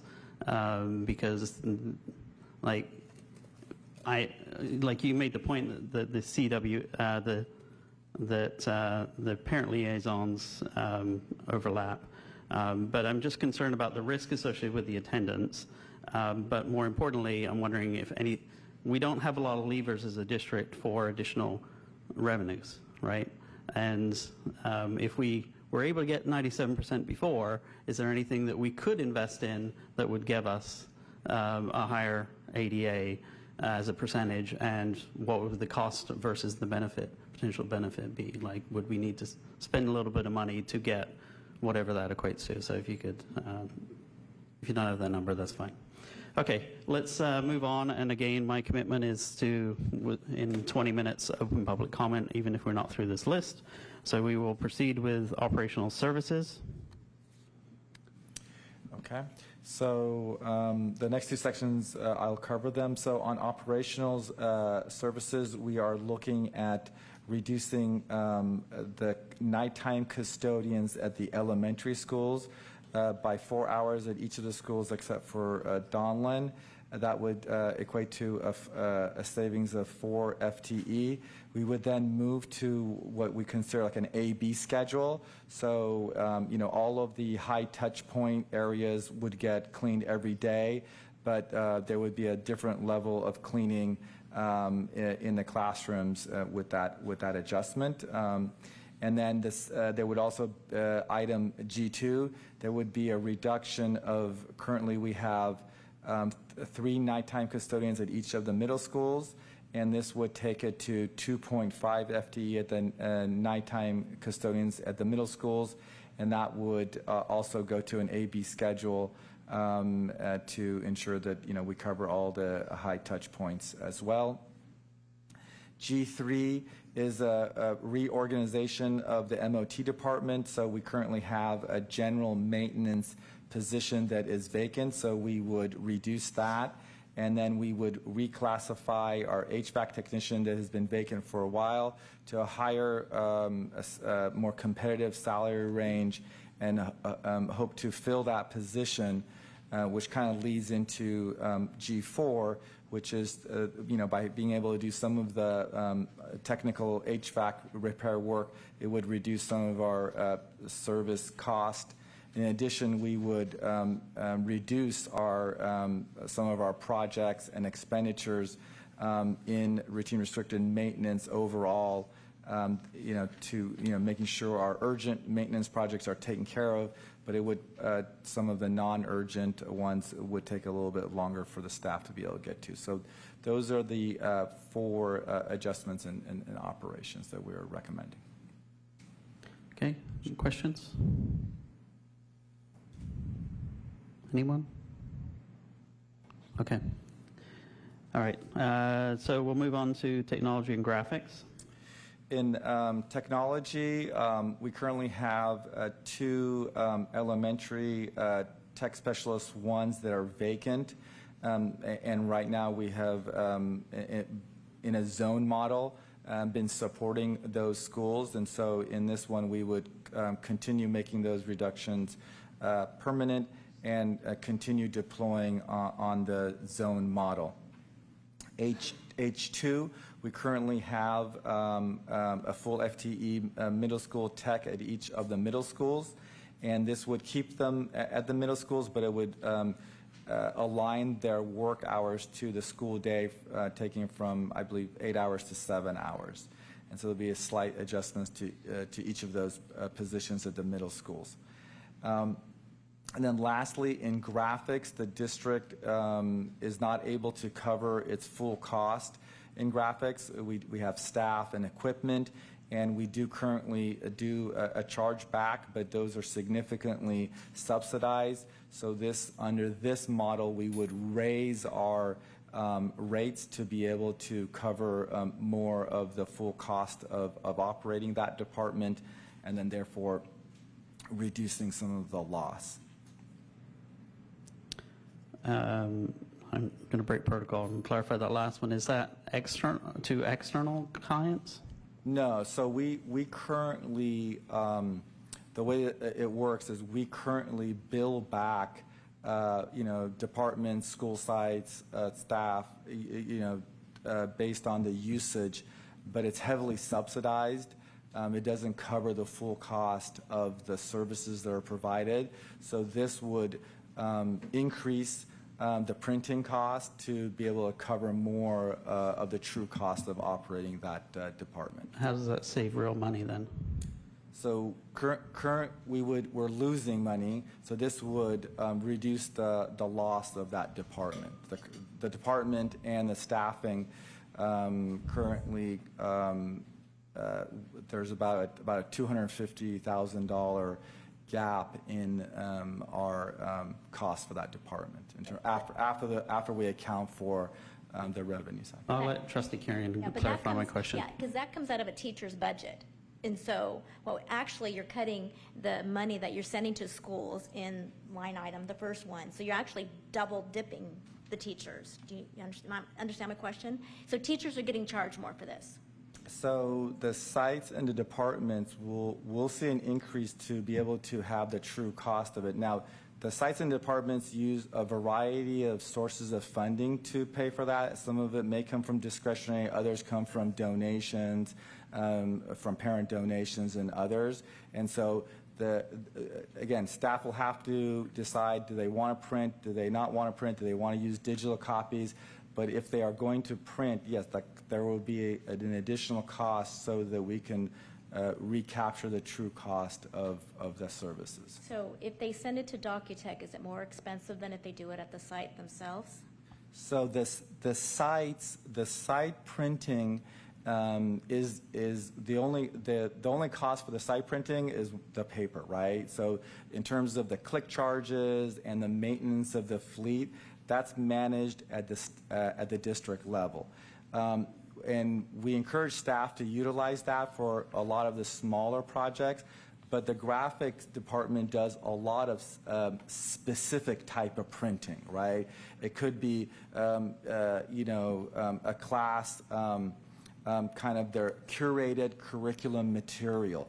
It could be, they don't want to use the materials that are provided by the district and they've curated their own, or they have a different. No, I understand, but my question is, I'm a teacher. Is it going to be cheaper for me to use the one on site or send it to graphics? No, I got charged both ways.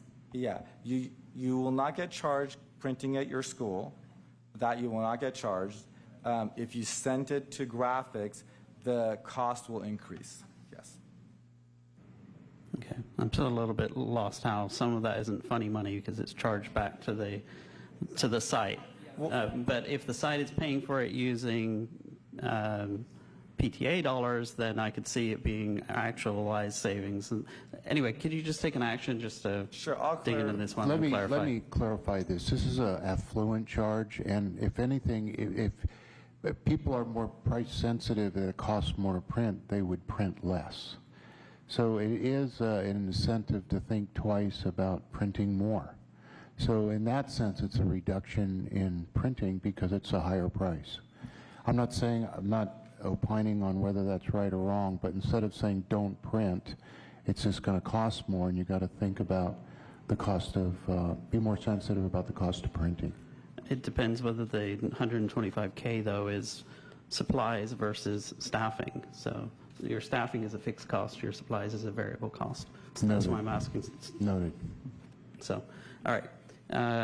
Trustee Jones, your light was on. I'll go to you first. Yeah, no, just going back to that, because I'm the teacher that literally prints out everything. I have digital copies of it, but I print it out because not every kid has a laptop, not every kid has a pencil, and what we have proven and studies have shown is that students learn, retain, and remember more through handwriting than doing digital. And so there are quite a few districts that are shifting back to that model. So my concern is we do need to look into this. Is this actually just double dipping back onto the site who just got a 10% reduction, now they're covering the cost of doing all of this? Or is this actually going to be something that is beneficial? Because if the PTA is willing to cover this, that's great. My site, if we can do it for free, we send it out to the DocuCenter like you guys do, but it's covered. I don't pay anything for that. If I send it at my school site, our school site's covering the ink and the printing for that. So we have set aside a part of our budget for it. So I think this one, what's going to be important for us to know and understand for this is who is going to end up really taking the brunt of it. Is this going to be a better workaround for the school sites, for the teachers, or is it a better workaround for the DocuCenter? Okay. Anything else on this topic? Otherwise, quick. Go ahead. I'll make my comment quick. I think my ask on the graphics, Ahmad, would be clarification on what the graphics at the district level are used for. I'm visual. I, at my own place, printed this spreadsheet out because I can't handle the digital screen as well. I'm visual, so I do appreciate the comments made about hard copy versus digital. But what to better understand would be, what does the current graphics department, what do they typically print? I'm thinking about from the career and technical presentation we had a couple weeks ago, and we had the beautiful art displays that are being displayed around at all the schools. I would assume they're printing that kind of thing, or the brochures or something of that sort. So it would be helpful to know also, just to re-clarify, what is our current graphics budget? And then behind that, I know there's been the costs of, I'm not saying you have to have it done in the next 2 weeks, but it would help to understand the cost analysis of even having a graphics department, because I know that, like, for when I was campaigning, I would get a lot of my collateral printed at a printing press, and it's very competitive, and it was pretty, I mean, it would just be a clarifying question, because if it's more cost effective to outsource that versus in-house, to the point already stated, despite the point about if we're double dipping funds or not. I think that's my question, just in general. Thank you. All right, I'm going to move us on. 651, we'll go through teachers on assignment. It will not give us an opportunity to get to the programs pieces. I'm sure there's a number in the audience that are going to talk to that regardless. So we'll go through teachers on assignment. There's 3 items here, and then we'll take a few minutes break before we start public comment. So let's get through the next 3, and then we'll take a 5-minute break. Thank you, President Brown. So I-1 is option to reduce 1.0 FTE for integration specialists. One thing about teachers on assignment, these are teachers either located or centralized at the district office, and or they are at school sites. So this line item is an integration specialist who is here at the district office. I was looking at the history of this position, and as far back as I can find, it was a 4.0 FTE position, even pre-COVID. And so the reduction here is a 1.0 for this position, leaving 3.0. The item I2 is a reduction in 2.5 elementary intervention specialists. So currently, for background, we have a 1.0 FTE at 8 of our schools, and then one of our schools has 2.0 FTE. I believe that's Valley View. And so this reduction of 2.5 would be a reduction at each school of 0.25. So it would leave 0.75 FTE at each elementary school, and Valley View would have double that, which is at 1.5. Secondary intervention specialists, this is a reduction. The way we're looking at it is currently the 2 comprehensive high schools have 2.0 FTE, and the middle schools have 2.5, which is a 4.5 FTE, and so the reduction would go down to 3.83. This is one of those equity allocation models that we would look at depending on need. For the middle schools, they won't necessarily be assigned to middle schools until we look at what the data says in terms of needs for those particular schools. Okay, bringing it back to the board for any clarifying questions. Go ahead, Trustee Jones. So for the integration specialist, so since there's 4, was the idea like elementary, middle, high school, and then the like alternative, or what was the setup for that, and then what would be the one being cut from it? We don't necessarily know the one being cut. It would, but that's a great way to look at it. So it can go either way.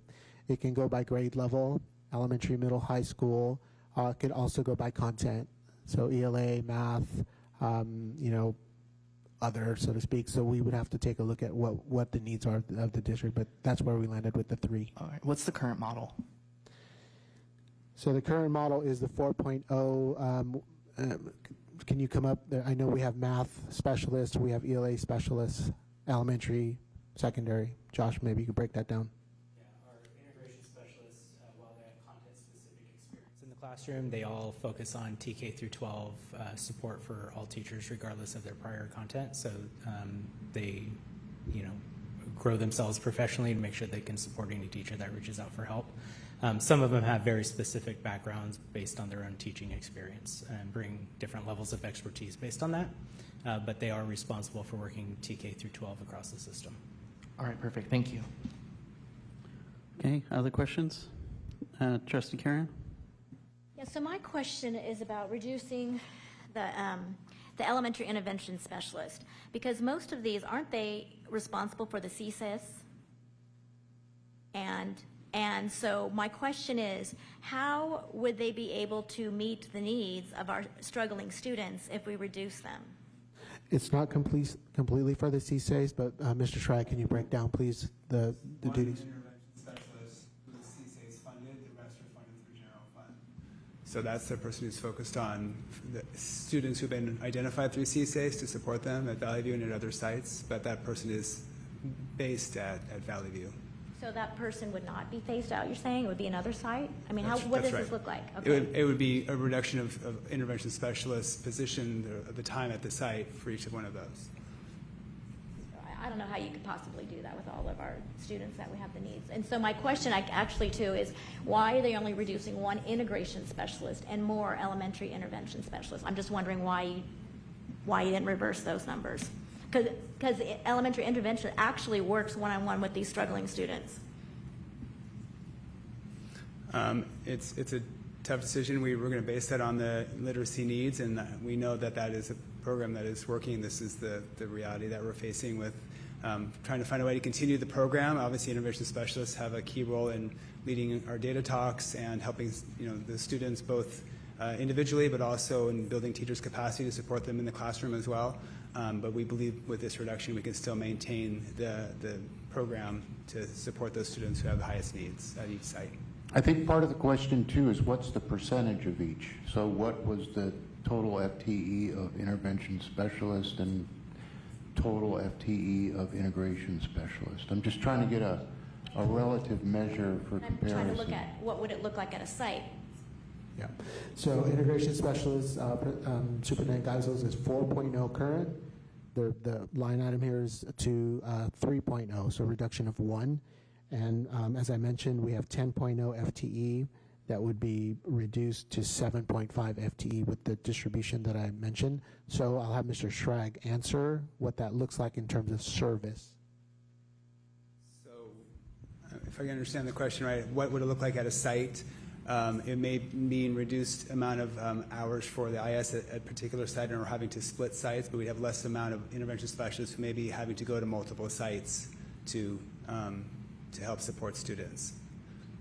So that. Yeah. Okay. Any other questions? Trustee McCaughey?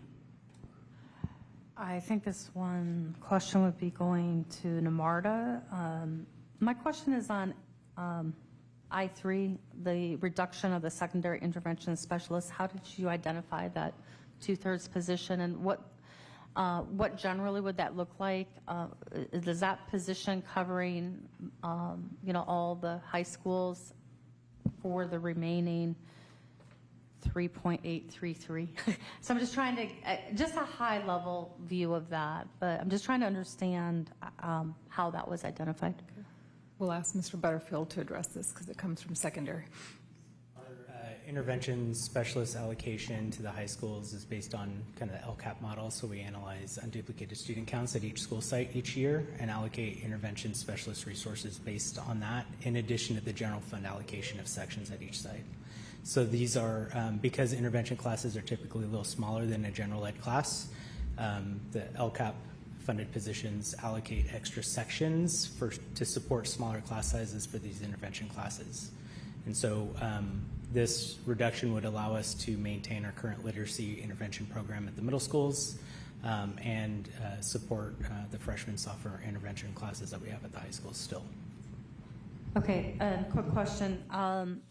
The current secondary intervention specialist, does that also cover students who attend Village as well? So would that be impacted as well? I just want to make sure, is it Village has an allocation also. This would not impact their current allocation. Okay. All right, thank you for that clarification. Okay, so the time is 6:59. We're going to take a 5-minute break, and we'll get ourselves organized for public comment. I'll take just 1 minute to outline how we're going to run public comment, and we will limit public comment to a total of 90 minutes. But our goal is obviously to make everyone have an opportunity to be heard. So we'll reconvene at 7:05. Okay, we're going to get started again. All right, here we go. Back up.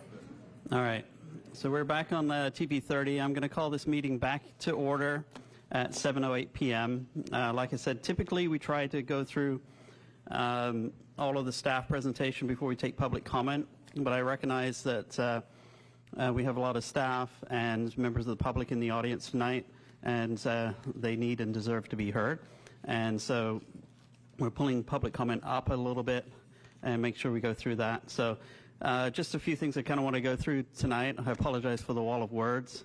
So just a few reminders. This is a special board meeting, and so we're only going to take public comment on items on the agenda, which means the budget reductions. We have a regular board meeting next week if you would like to talk about any item not related to budget reduction. and we value hearing from you. And I know that many wish to share their perspective and the time you've taken to be here. Under the Brown Act, as trustees, we can't engage in a two-way dialogue with during public comment, but we may refer back to your comments as part of our discussion when we get to it. Please do keep your comments respectful and avoid any personal attacks or disruptive behavior. By helping us maintain this respectful environment, we can try to make sure everyone's voices are properly heard. Speakers must complete a public comment card with Lanita before the agenda item begins. Right now, I believe, Lanita, we've got 11. Okay, so we're trying to box the total public comment, I see 12, that's fine, to 90 minutes. So what I'm going to do is I'm going to kind of lock in the 12 right now and say we'll give you the full 3 minutes, okay? And then if we, as we get through the first 12, if there's a lot of extra speakers and we need to start condensing down, we'll do so at that time. But for the 12 that have already handed in a card, we'll give you the full 3 minutes. The clock on the top, green, I think it drops to yellow about 1.5 minutes, and then red when you start to exceed the time. So I'm not going to be a time policeman, but on the other hand, in order to make sure everyone be heard, do please try to stay within the time constraints, and I'll try to give polite reminders.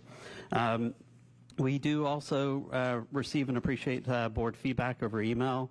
We tried to make it simple this year, and we have a board@pleasantonusd.net email address that will automatically go to all the board members.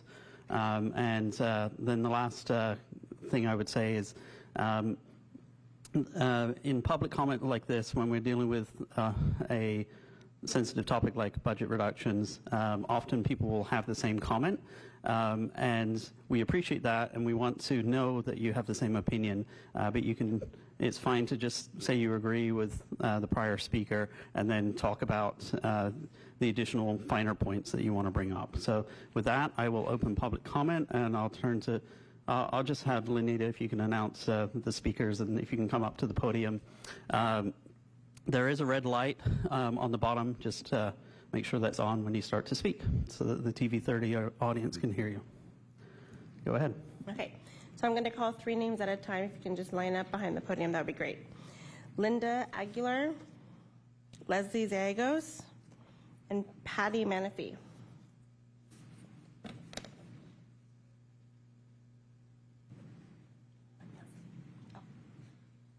Linda?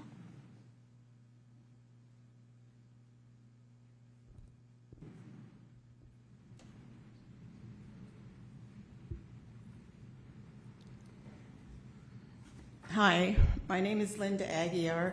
I'm a school bus driver, and I understand, here we are, budget cuts again, and I'm not really sure if one of our supervisors is on the chopping block or not. It's never, because there's no names, but I mean, he's really helped us, all of us bus drivers out. I'd hate to see him lose his job, Arlie. I mean, he stands behind us, he backs us up, he listens to us, and I'd like to, I don't know, just speak up for him. And I was just wondering, like, we had a bus driver yesterday. She was attacked by one of the students, and he was there to help her out. I mean, she's out right now because of pain and stress. But it's nice to have someone behind you and to back you up. And I was just wondering if he does lose his job, and if someone else is going to take over their position, you know, cover their thing, does a person that's going to be covering the person job that, you know, I'm coming out wrong, but anyway, are they going to give him more money? Then they, give him a raise, or are they just going to cut out the person that they get rid of? I mean, that's a budget cut. I mean, if you get rid of the one person, then they should just be, there should not be a raise anyplace else.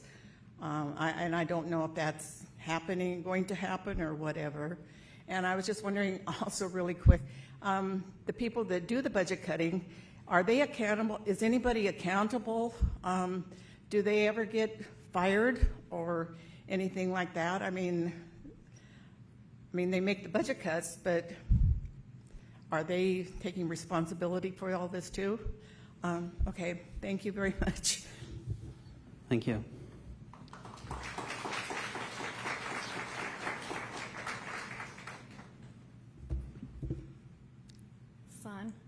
Good evening. Thank you for letting us have the opportunity to comment.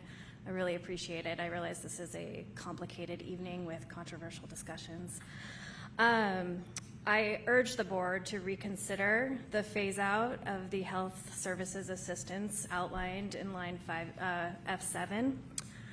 My daughter, Ivy, is a 4th grader at Valley View, and she is a type 1 diabetic. She is one of 2 type 1 diabetics at Valley View Elementary. Type 1 diabetes requires constant monitoring, management, and treatment. And at this young age, especially when they're learning and growing so much and learning how to be humans, they need the assistance of people they trust and know in order to learn independence and how to navigate this lifelong commitment that they didn't want, but they have. The front office at Valley View is amazing. They are wonderful people, but they are so busy. They are so busy. I go in there regularly because I have to, just to check in on things and make sure there are supplies. And it's just a constant bundle of motion in the front office. And I'm sure it's that way at any elementary school across the city. All throughout the day, Nurse Natalie, our health services assistant at Valley View, she's amazing. She treats, per Ivy's 504, she has to engage with Ivy before recesses, at lunchtime, during PE, and there's multiple recesses, and then is also monitoring Ivy's blood sugar through various apps so that she can treat highs and lows as needed. The Valley View staff has been absolutely amazing. We would not have the quality of life that we have without that Valley View staff, and my child wouldn't have the attitude and perception of type 1 diabetes that she has without that staff. So I urge you to relook at that line item, because the value that those health services assistants bring to the community, the front office, and the students is immeasurable, and really conveys a sense of safety and equitable access to education and learning that all the kids deserve. And that's all. Thank you.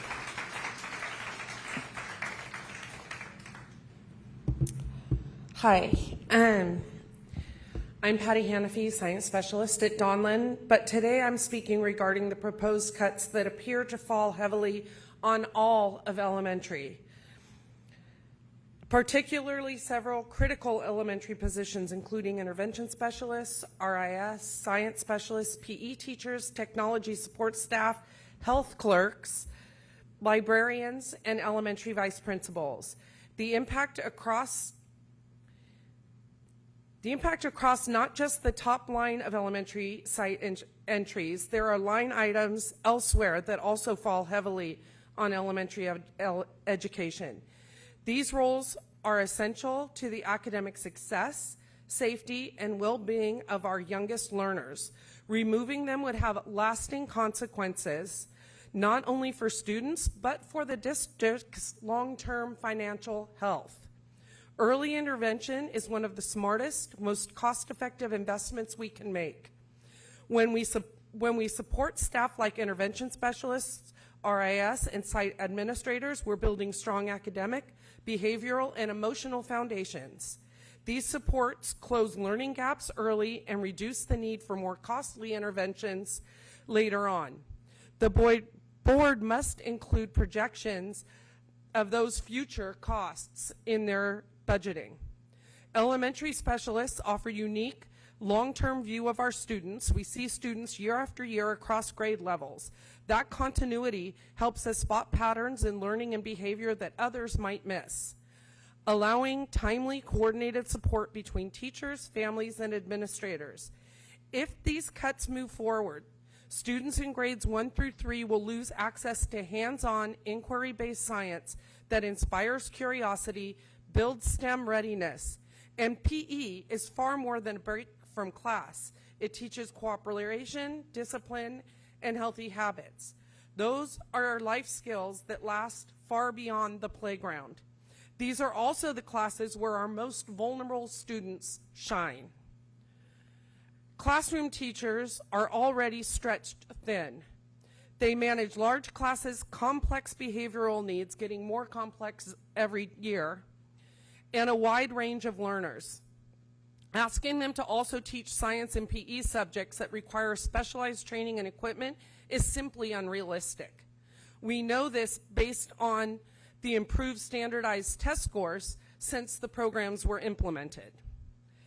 Elementary vice principals are equally vital. They oversee IEPs, discipline and safety plans, and so much more. The very systems that keep our schools running smoothly and our students safe. Cutting these positions would compromise both compliance and campus safety. Let's be clear, these reductions will mean fewer supports for students, greater strain on teachers and administrators, and higher costs academically, emotionally, and financially down the road. I urge the board to reconsider these cuts and explore other options to preserve these essential services, invest in early education. It isn't the right thing to do, it's the smart thing to do for our students and the future of our district. Thank you.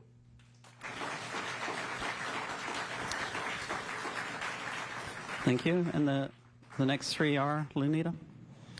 Caitlin Anderson, Paul Stewart, and Hannah Koning.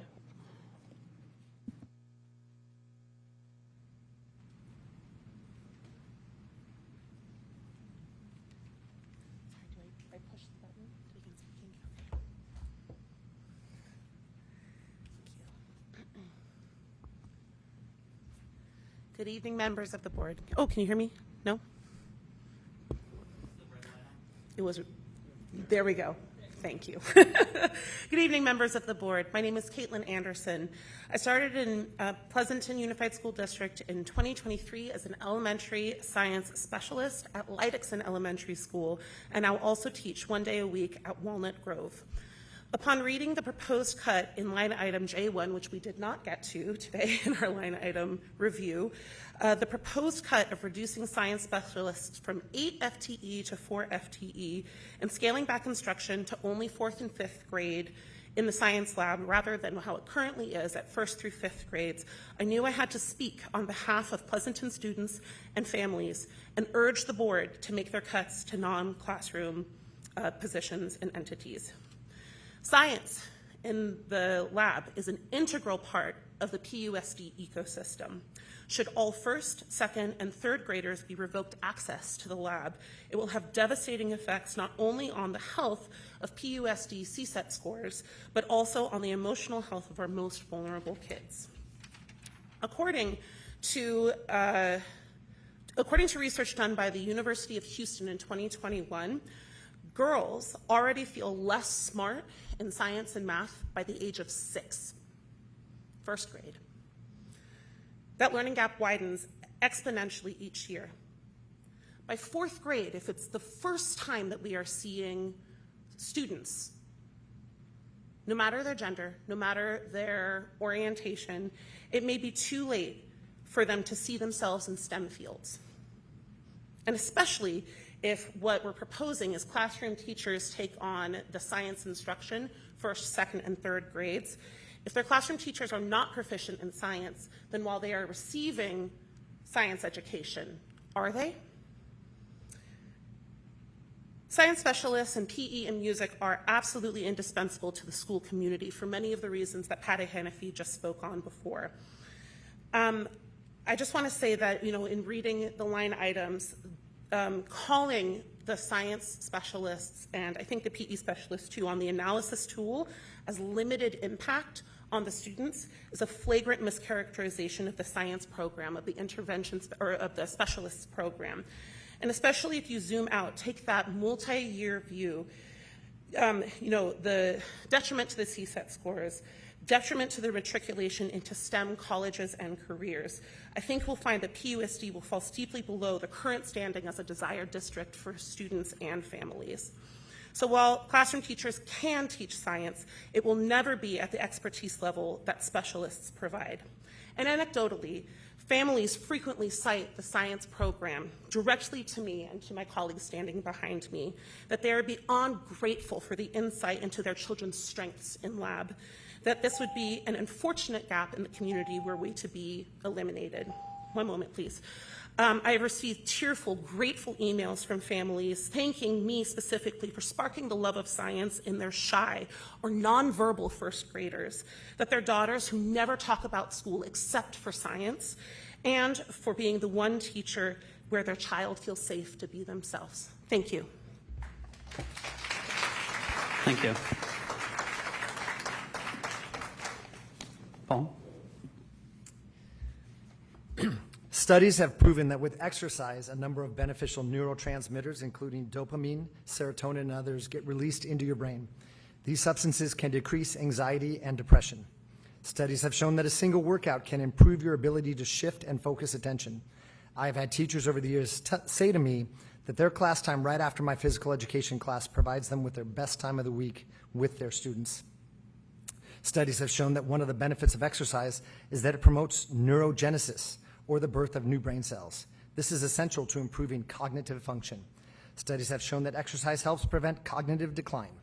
Studies have shown that regular aerobic exercise appears to boost the size of the hippocampus, the brain area involved in verbal memory and learning. Let's not discount the effect physical education has on attendance. Physical education has a positive effect on attendance, with research showing that higher attendance in PE is linked to better overall school attendance, improved academic performance, and fewer disciplinary issues. Students who participate more frequently in physical activities through PE tend to have better attendance records and may be more engaged in their classes. I could go on, but instead I want to talk about the possibility that elementary physical education might be slashed in half. Do we all know where those 45 minutes will go if students just have one physical education class each week? It will result in a second late start day or an early release day somewhere each week. Students will be in school less each week. And do we all know that physical education is the only subject that has a mandatory minutes allotment required by the state of California, which is 200 minutes every 2 weeks.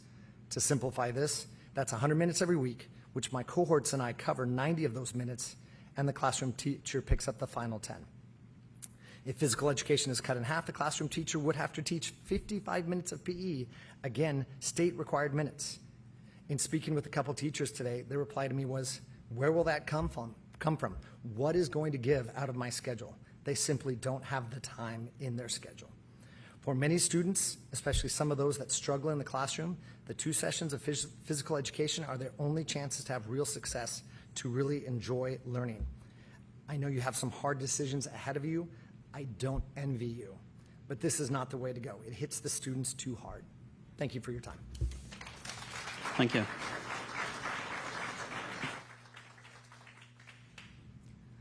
Good evening. My name is Hannah Koning, and I'm a parent at Leidixon and at Hart.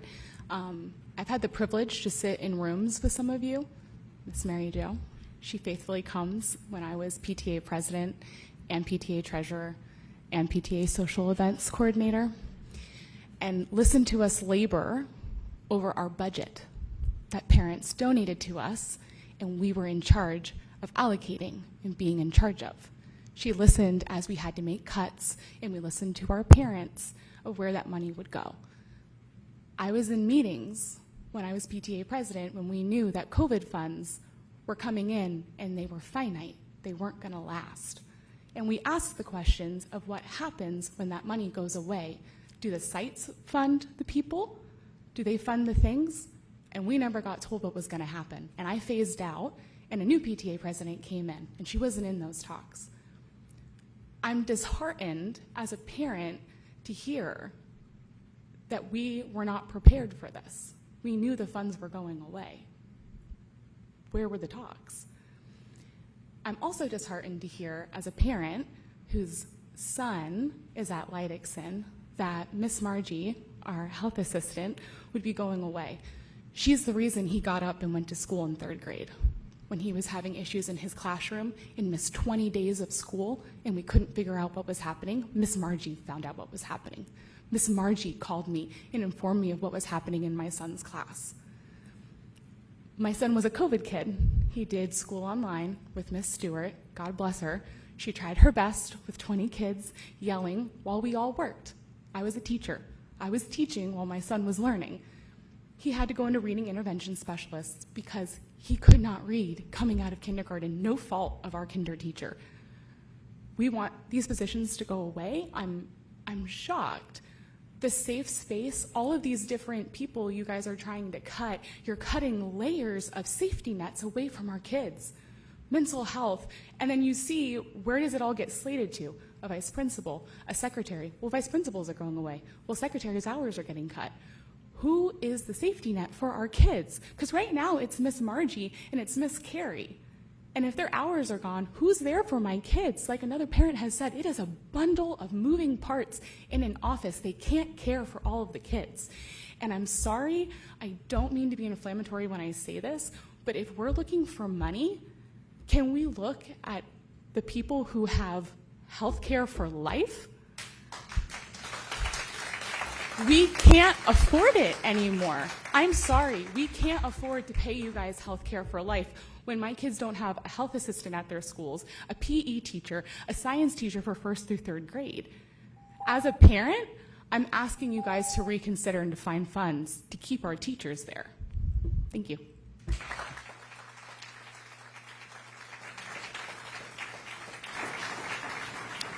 Thank you. Next 3, please, Linda. Next 3 is Cheryl Pacheco, Jasmine Torres, and Madeline Lee.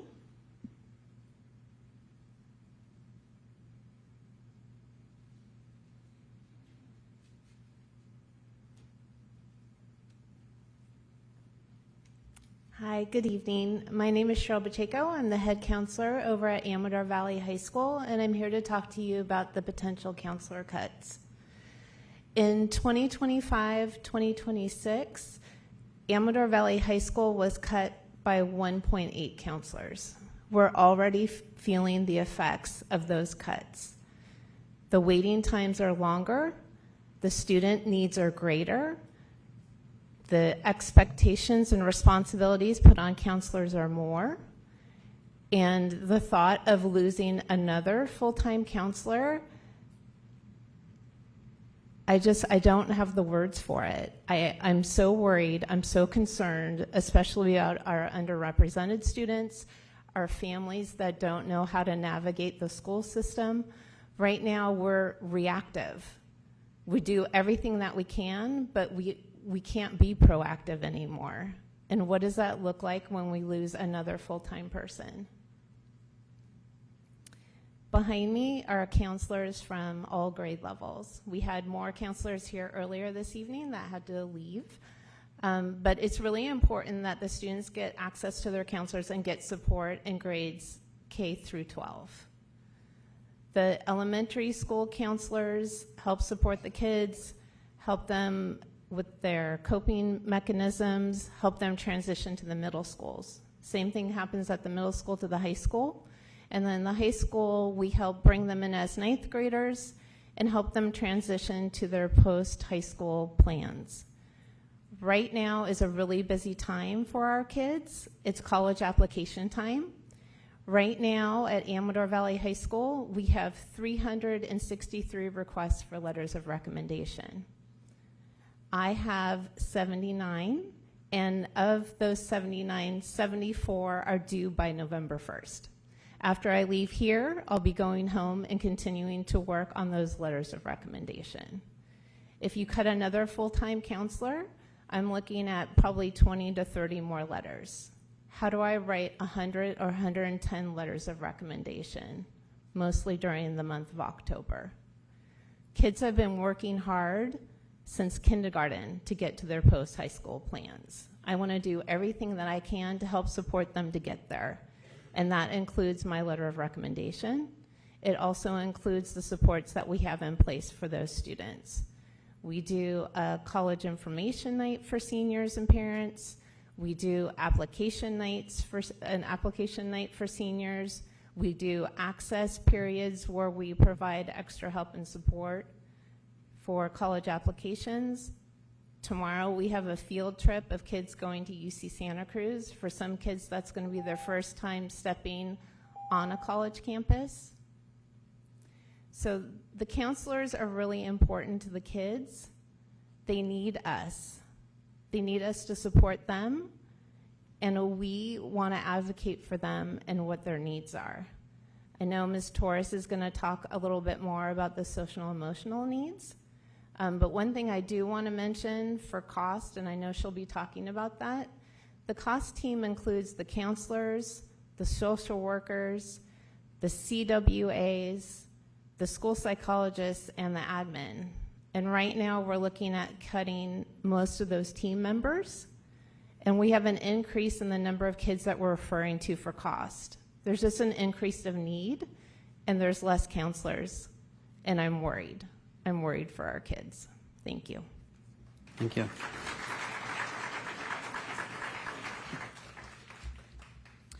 Hello, good evening, Superintendent Dr. Geisels, POSD Board of Trustees, Cabinet members, and the Pleasanton community. My name is Jasmine Torres, and I'm a school counselor at Amador Valley High School. This is my 4th year as a school counselor in Pleasanton, and I'm back again tonight to speak against the proposed counseling cuts as outlined in line item L2. In spring 2024, we lost 1.8 FTE counselors at Amador Valley. For the past 2 years, we have seen an increase in students' mental health needs. As counselors, we are the first responders to students in crisis. We assess for risk, consult on safety, and support the student when they return to school. Risk assessments cannot be rushed. They require attention to detail, empathy, understanding, action, and wraparound support services. Following the 1.8 counseling cuts, our data shows that by May, the end of the 24-25 school year, we had a total of 24 risk assessments. Last week was the end of the first quarter, and we've had 17 risk assessments so far this school year. Recently, we had 3 risk assessments for different students all in one day. The numbers show that our students need us now more than ever. At the end of the 24-25 school year, we had 128 cost referrals. As of today, we have 79 cost referrals, and 55 of those came from counselors. In the first quarter alone, 11 weeks into the school year, our interventions and services have doubled. We do all we can to intervene early, but we're being asked to be stretched thin. Our counseling team's goals this year was to increase visibility on campus and ensure students know who their counselor are and foster meaningful relationships. We have implemented this by doing tabling during the scheduling window at the start of the school year. Our support counselor goes into the 9th grade freshman health classes to present on counseling services, the wellness center, mental health programming, and resources available to our students. However, with the proposed counseling cuts, that goal will make it even harder to be attainable. As outlined on the district website, POSD's mission and vision believes, and I quote, "We believe with guidance and support, all students can reach their greatest potential. We believe students and staff have the right to a safe and respectful learning environment that fosters positive connections. Losing a counselor will impact the effectiveness of this statement because with fewer counselors and higher caseloads, this leads to us being reactive again instead of being proactive. Our students deserve access to a counselor because Pleasanton students deserve the best. Our students deserve to feel safe and supported on campus because Pleasanton students deserve the best. And because Pleasanton students deserve the best, you will reconsider cutting counselors from our schools. Thank you for listening. Thank you. Good evening. My name is Madeline Lee, and I'm a counselor at Harvest Park Middle School. Counselors and child welfare attendance specialists are on the proposed budget cut, and I'd like to provide some context on what that means for all of our students at Harvest Park. At Harvest Park, our counselors hold roles and influences beyond responsibilities like 504, SSTs, suicide risk assessments, and presentations. With the current 2.4 FT that we have, and this was already reduced from the cut we had 2 years ago, we currently serve about 1,025 students, and we focus on school-wide supports to strengthen preventative measures, which allows us to support our students holistically rather than shutting down fires that does not make any significant changes in our students' lives long-term. A cut in counseling FTE for us means a cut in early intervention and in preventative programs like our peer advocacy program, wellness programming, and our support for our English language development learners. Equity and equality are what we work towards, and this will make this goal clearly impossible for us. We hold our coordination of services team meeting weekly. We call it our cost meeting. This meeting is where we talk about where our staff comes together to discuss recommended next steps on how to support our at-risk students. At this meeting, our CWA child welfare attendance specialists, counselors, admin, social workers are in attendance, and our CWA really drives the meeting. She supports the first half of the meeting. Our meeting always extend more than an hour. Sherry Connorsman is our CWA at Harvest Park. She also represents and supports the elementary school and the high school as well. For our cost meeting, her input, data, and work is an integral part of cost. Sherry does not only provide reports on students' absences, she leads the team to the right direction, and tells us which students our team should actually be supporting. Truancies and absences are indications of so much more, like eating disorders, social anxiety, depression, school avoidance. Beyond cost, Sherry Connorsman, our CWA, is the linkage of school and district resources for our students and families. I'm very surprised that CWAs are on the list, because without CWAs like Sherry Connorsman, costs cannot be effective. I'd like to share some data for our CWAs. Our CWAs have completed 134 home visits last school year to re-engage students and reduce chronic absenteeism, particularly among our most vulnerable and disadvantaged youth. These numbers represent the highest level of attendance-related interventions ever recorded in PUSD, reflecting both the growing attendance challenges. I'd like to point out one last thing, and that is the truancy letters that have been sent out. So far this school year, CWAs have sent out 22,000 truancy letters, and that's compared to 12,000 last school year. So this is a huge, significant change in the support that we need. Thank you. All right, thank you very much. I know once you start speaking, 3 minutes is really a tough timeline. I appreciate people doing their best to stay to it. So, Lenita, do we have 3 more? Yes, the last 3. Susan Hahn, April Werner, and Evan Branning.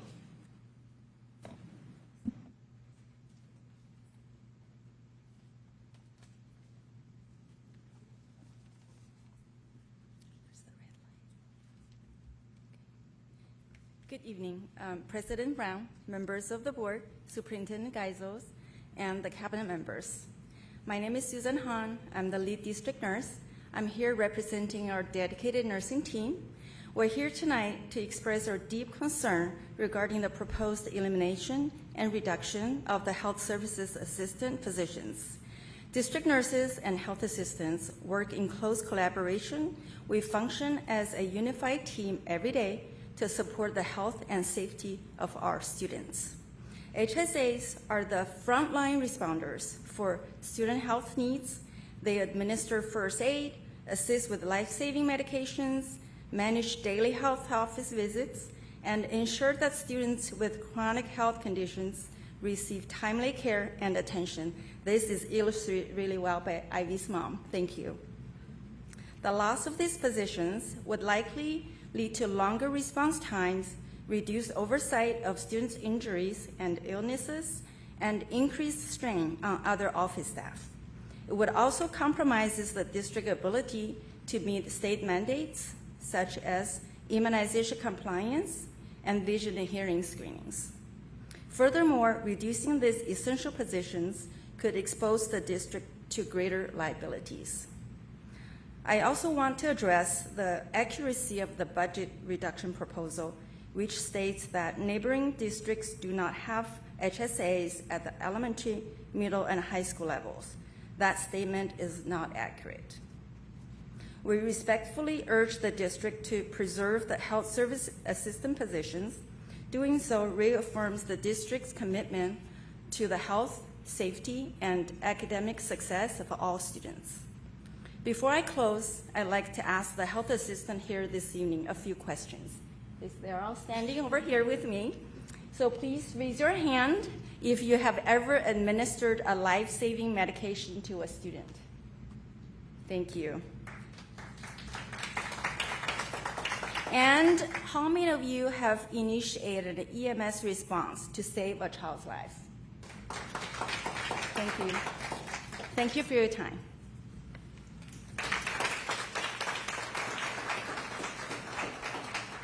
Thank you. Can you hear me? Okay, great. Hi, my name's April Werner. I'm currently employed across the street at Hart Middle School, where I'm the librarian there. I also have 2 PUSD students at home, a high schooler at Amador and a middle schooler at Harvest Park. I've also spent time working in the world of finance before this. So I have been participating in many of these PUSD discussions on the budget. Thank you for hosting them. And I've dedicated a lot of my personal time to reflecting on and discussing the current fiscal challenges we have with colleagues and also with other community members. So I feel like I have a pretty solid understanding that we need these expenditure reductions or revenue enhancements, probably both. I also understand that there are no easy answers here. I do want to speak to you, though, on the impact of potentially reducing library hours. So these are items J4 and K1 on the schedule we looked at tonight. It is listed as being moderate impact right now, and I would argue and hope to prove that it's a much more intense impact on students. We see all the students in our school pretty much on a daily basis. So impact on student learning and emotional well-being. Obviously, the library houses materials that are key to student learning and emotional growth and well-being, but a room full of books becomes far less useful when there's not a librarian present to connect students with the books or ebooks or audiobooks or research databases that they need, to highlight and organize the materials in the collection, to curate the collection over time, and increasingly to defend the rights of students to access these materials despite ongoing book challenges. Librarians work hard to make their libraries a safe, comfortable, and welcoming place for all. This is through music, decor, and finding that just right room temperature, but more importantly, it's through the personal connections that are forged by the librarian. This often requires the most effort in the case of the student subgroups that have the largest needs. But almost every student at some point needs that listening ear or extra support. And few staff members interface with all students in the way a school librarian does. And for generations, students have come to this one space for support and for connection. So this is not moderate impact. Quality of education in terms of instructional effectiveness, curriculum integrity, access to learning resources, etc. We've already talked about that a little bit, but in addition to students, we also assist teachers in finding the proper materials for curriculum use, learning to use research databases. As far as programming and engagement, librarians host student events, regular class visits, author visits, student clubs, and also host read-alouds and demonstrate on things like locating books, use of research databases, media literacy, credible sources, digital citizenship, etc. And then the disproportionate impact on student subgroups. So we're talking about the free reduced lunch program, our English learners, our foster and unhoused youth, special ed. A large part of my day, and particularly the hour and a half of student lunchtime every day, is spent directly, last point, connecting with and supporting the students in these subgroups. Sometimes it's figuring out that I need more Russian books for a student and then hunting those books down. Sometimes it's just taking the extra time to get to know what a student is struggling with and connect them with the right resources, often the counselors. So I had more, but I'll just close by saying that students deserve and need their school libraries to be open for the full school day and staffed by a librarian who knows their students, their staff, and their library collection, Reducing librarian hours would limit us to just the most basic tasks of our job, checking books in and out and helping students work the printer. We are so much more, and keeping us staffed is vital to student success and health. Thank you. Thank you. I think Evan, you're our APT president, Evan Browning. Good evening, everyone. My name is Evan Browning, and I'm your APT president. I can't advocate for my members as well as they have advocated for themselves, but many of them were unable to make it tonight because they are working second jobs, taking care of their families, or taking care of their students for class tomorrow. Educators are some of the most dedicated and hardworking employees I have ever met in any field in my life, and I have worked in kitchens. I am here to talk directly to you as a board. I am sorry to say it, but I think that you have been set up for failure. I believe that what is being presented to you tonight does not reflect accurately the needs of the district. I am here because Pleasanton students deserve the best. We already have the best educators, we have the best staff, we have the best services. And what I'm concerned about is these cuts are looking to directly affect the educational services that our students get. By the numbers, and I don't fully accept the numbers that you have presented, but just going by the numbers that you have presented to us tonight, there's a $7.2 million deficit according to the numbers that you say. You're a district that's running a 5.5% reserve currently. I don't care what you call it, you have a 5.5% reserve. And so you're asking for $13 million in cuts to cover a $7.2 million deficit while maintaining a healthy reserve. Those cuts will come directly from the classroom. They will directly harm our students and our educators and the services provided to you. You have been set up for failure. If you perform $13 million in cuts tonight, you were given a list of $13 million with no options to take. You will drain our schools. You will leave us in worse shape than we have ever been. It is unnecessary and it is harmful. As educators, we'd like to point out a few other things that do happen in this process. We will be hit twice by the cuts.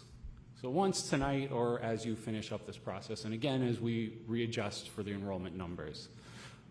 That is not being taken into account as far as the amount that you need to cut. It will just suddenly disappear. You cannot account for declining enrollment and ignore the fact that teachers will lose their jobs over that regardless. You also cannot ignore the fact that the district office is larger than any of our surrounding district offices as far as personnel, costs, or percentage of the budget.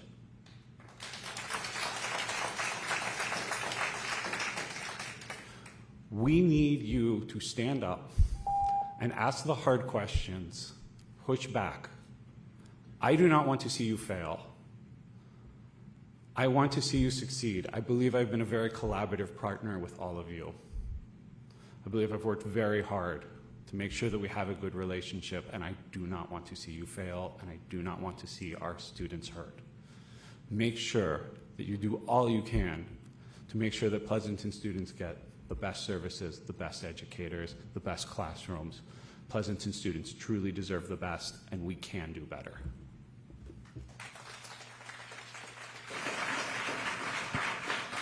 All right. And do we have any other speaker cards? Do we have anyone in the audience that hasn't spoken tonight? You can always fill out a speaker card after if anyone in the audience would like to come up at this time. This is your opportunity. Okay. Seeing none, I will close public comment for tonight and bring it back to the board and to staff, and we'll carry on where we left off. So we'll resume discussion with elementary programs. Again, the purpose is for the board to understand the spreadsheet, for us to add items to the spreadsheet and to rate it as homework. So Staff, if we can pick up at item J1, which is elementary programs, please. Thank you, President Brown. I will continue the descriptions of the list. So J1 is a reduction in 4.0 FTE of our science specialist position. That will leave, that's a 50% cut, so that'll leave a 4.0 FTE. And the thinking around this would have an allocation to continue to serve our grades 4 and 5 with the remaining FTE of specialists, and then the reduction would be for grade 1 to 3 science. The other thought around this is how we are going to continue to provide the required prep time for CBA, per the CBA, in terms of the required minutes for 1, 3, and again 4, 5. It's really in combination with item J2, if we kind of think about those prep periods that the specialists provide, along with, of course, the instruction. So J2 is a reduction of 5.0 FTE for our physical education specialists. That is a 50% cut as well. That will remain, have a remaining FTE of 5.0. And same concept around making sure that the prep times are still accounted for, and possible mitigation efforts or mitigation options could be reducing the bell time, looking at the bell schedule for the days throughout the week. And then another one that we've thought about possibly is providing some enrichment opportunities, leveraging our Prop 28 funds. So just some ideas there for those two line items. J3 is a phase out of the reading intervention specialist, support specialist, excuse me, and that is a 7.5 FTE allocation at this time, and the line item is a reduction, excuse me, a phase out of that position. And so that would be at each of our middle schools. I'm sorry, elementary schools. Getting ahead of myself. Elementary Library Media Specialist 2 is the next line item, and that's a reduction of 2.1875. The reduction would end with a new FTE of 4.5, and that would be at the 0.50 FTE at each elementary school. One of the things to think about that particular line item is looking at the equity lens that I mentioned earlier, and maybe one or two of our schools may require more FTE there, and so we would work together with our elementary director to determine what that allocation could be. And J5 is a reduction of 2.0 FTE if we are to engage in a 4-5 combination class structure. We do not currently have that structure for 4-5. We started a 2-3 combination class this year at Valley View for the first time in a while. And so this would be a 4-5 combo next year. And what we did was we looked at the current third graders and fourth graders, and those students moving up. That's our projection that led us to determine that we could do a combination class of a reduction of 2 teachers to then establish a 4-5 combo at 2 of our schools, 2 separate elementary schools. Lastly, J6 is a phase out of the outdoor education program. The total there is not the cost of the outdoor education program, because we do get a lot of donations to our partners, the PTA, PPIE, and then the parents of the 5th graders that donate to that program. $45,000 would cover the direct costs from stipends that are paid, and then we also have some indirect costs that we provide to our students who may have health needs. So we've hired LVNs, we've had nurses stay for the duration of the outdoor ed program. I believe it's 3 nights at several schools. It may vary, 1 night or so at some of the schools, but this is 5th grade elementary 5th grade program, outdoor education. I'll stop there. Oh, yeah, pause there. Questions on elementary school programs? Trustee Jones, you had your hand up first. All right, so I'll go ahead and I'll start with science. For the science cuts that we are looking at, have you looked at reaching out to any of the science technology and corporations that are in Pleasanton to see if they would be willing to cover the cost of these positions? Because for them, it's literally budget dust. These are very wealthy companies, and it makes them look good. No, we haven't reached out to any of the local companies.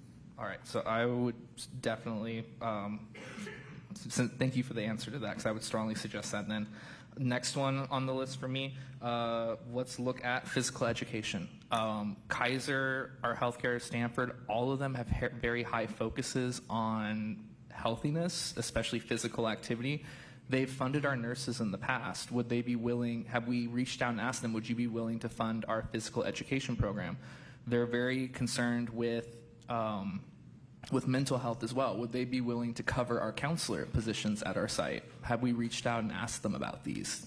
That's a great point. So we have had that conversation with Dr. Geisels to reach out to Kaiser specifically for funding the nurses or having more nurses funded. That was the area that we've been contemplating.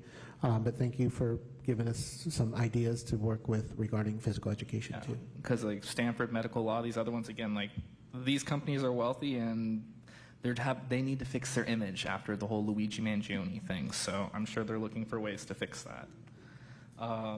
My next one on here that I have is just, again, looking at outdoor education just from an equity lens point is sometimes the first time that especially urban kids are ever going to go outside, go and see these locations. And you know that. We all do.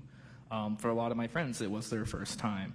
So looking at, again, who are our partners? Is Alameda County or some of these other programs, REI or others, willing to help pitch in to cover more of that cost? And then my last one is the 4-5 combo. This is terrifying for me. I was in a combo class in Pleasanton. You know this. It did not go well. So my concern here is those are testing grades, especially for CASP and other ones. What potentially might be the impact of that, of a combo class on our scores for those tests? I've also had to teach combos before. It is very difficult to do. Yeah, we talked about it there in that column, curriculum pacing, teacher attention, peer comparison. Sometimes I've observed combination classes over the years, and those are some of the challenges that potentially could have, and it's the scope and sequence of the curriculum and the work with the different grade levels definitely could be challenges. All right, so because we know from studies and everything that combos are typically bad. Our first combo was 2-3. You guys did the MOU at Valley View. Correct. The reason why I bring that up is optically, this looks really bad because did we decide to do this 4-5 combo because of that MOU? No, we've actually considered a combination class for several years since I've been here, and we've always landed to not doing it. The 4-5 are the grades that we looked at because those are the grades that tend to have more openings in our elementary classes because we don't move we don't displace kids from a school who've been there, say, for 2, 3, 4 years and move them to another school that has openings. The biggest difference, too, is from the class size reduction for TK3, you go from 24-1 to 31-1 in 4-5. And so sometimes you just have more openings in those classes when students get into the upper grades. All right, because this concerns me because just optically speaking, this is happening right after we did that MOU, so it's going to look like a Trojan horse to the public and the community at large, and it's going to make it harder for us to do MOUs on things like this in the future because that trust might be broken. And so I want us to tread very carefully when we consider something like this. Okay, Trustee Gersick. I would just love some clarification on both J1 and J2, when they say CBA required prep time will be accounted for by change in bell schedule and enrichment opportunities will be provided during prep time. So how will the changes in bell schedule like allow enough prep time now that the teachers won't have that, the multi-subject teachers won't have that anymore? Yes, great question, Trustee Gorsuch. Mr. Schrag, can you give some color to what I've said in terms of some specific details? Sure. So to make sure we account for the prep minutes for teachers, we would, Mr. Deal also said we'd be leveraging our Prop 28 funds to look to provide a prep for teachers. So a teacher that would be on campus where classroom teachers would give their students to this Prop 28 teacher and have their chance for their prep minutes. The other idea is to, we have enough minutes in our bell schedules. We've done an initial analysis of our elementary bell schedule. We're actually over the state mandated minutes. So this would involve potentially looking at students leaving early and teachers still being there to have time for prep minutes as well. So teachers would still have their CBA protected prep minutes, but students may, for example, on a early Wednesday, or for example, a late arrival Wednesday, they may come a little later or potentially leave. So again, this is no specifics done yet, but that's the idea of the students would be released at a different time so the teachers could have their prep minutes. So the Prop 28, that's like a specialist. That would make, so the multi-subject teachers aren't actually teaching like the PE and the science. It's the Prop 28. So the teachers would be taking some of those prep classes, but there would also be a Prop 28 teacher to do that. Currently, 4th and 5th grade students or teachers get 5 preps.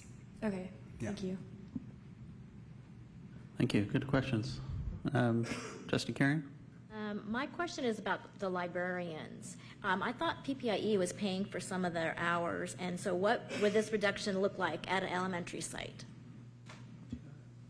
So we've moved away from PPIE actually funding positions, and they're funding programs, and so each year we meet with them and decide which area of funding they want to fund. So we've kind of moved away from that model.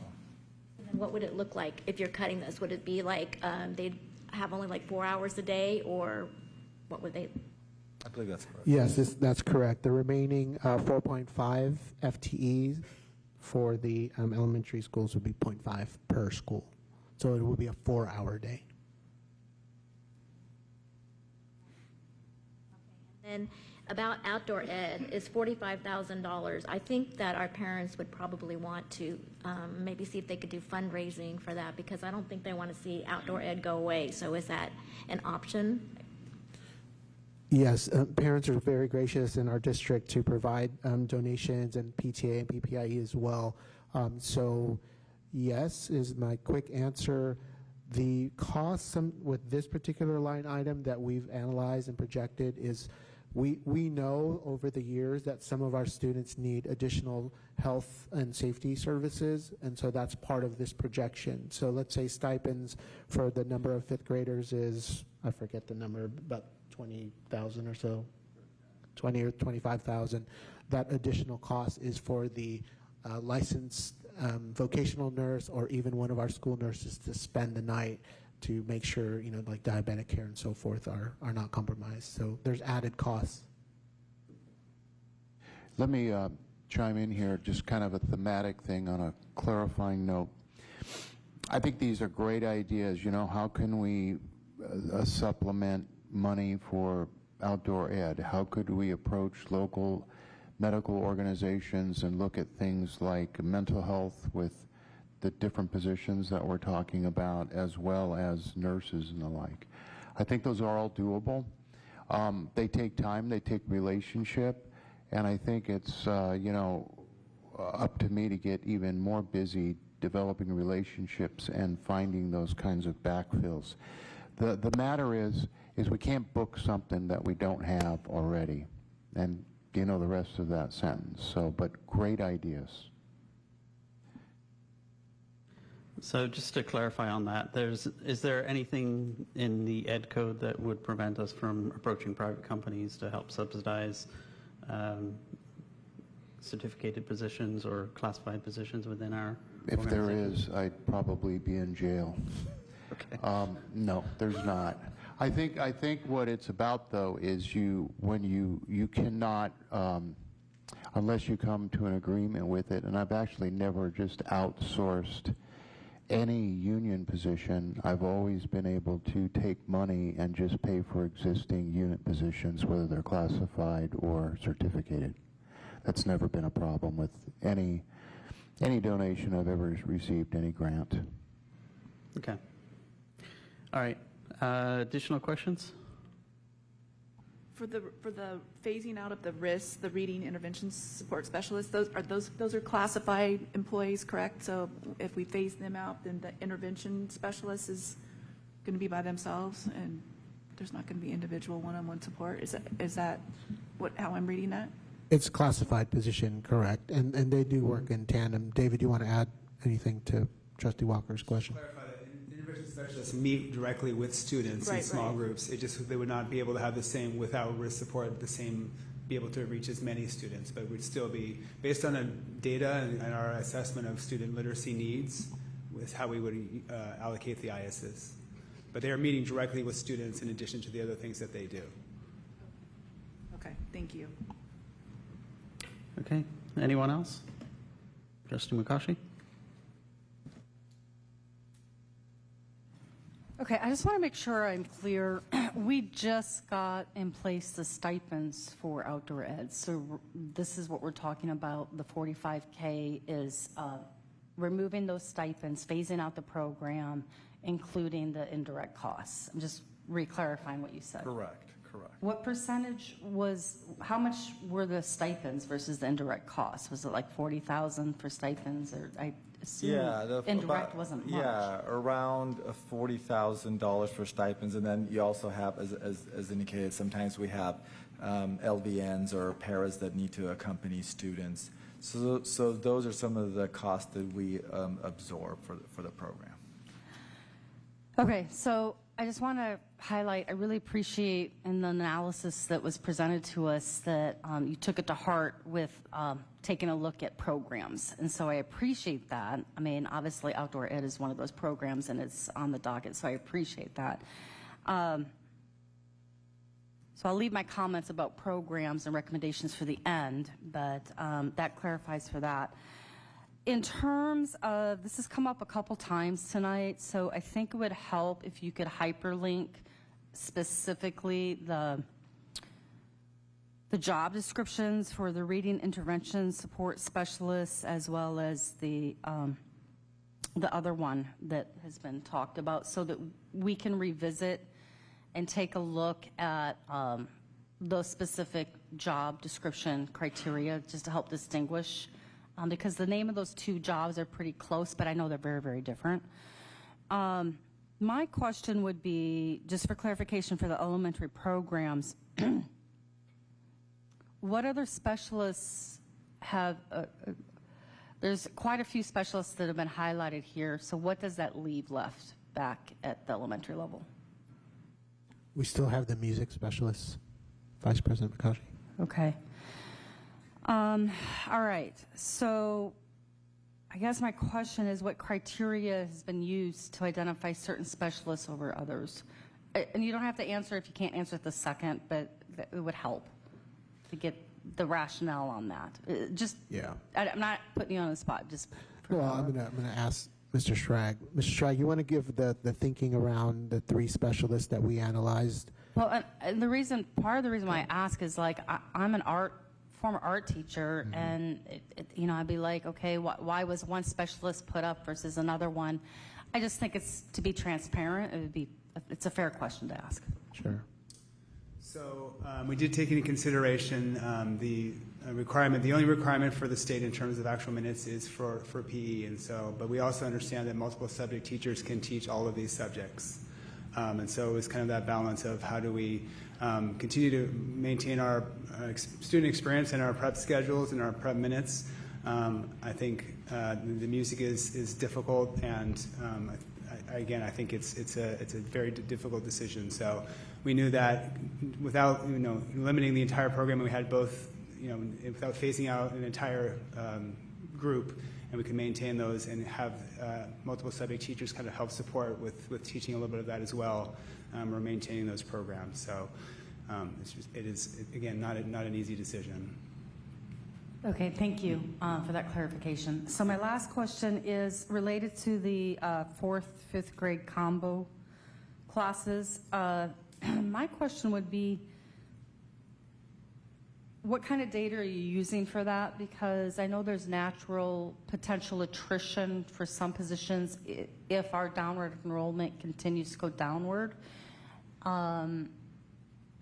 Would that be a natural progression anyway, or what kind of data do we know for sure that we could? I think you explained it, maybe say it a different way on why the 4-5 combo class would work. You're just talking about the enrollment of the students and how that rolls out in 4th and 5th grade, or would natural downward enrollment potentially take care of this so we wouldn't have to have the combo classes, I guess. Does my question make sense? Yeah, so it could, Vice President Makashi, meaning every year we do look at projections, Ms. Gates and myself, and we look at projections of all the grades, and then we determine with HR what that FTE allocation would be.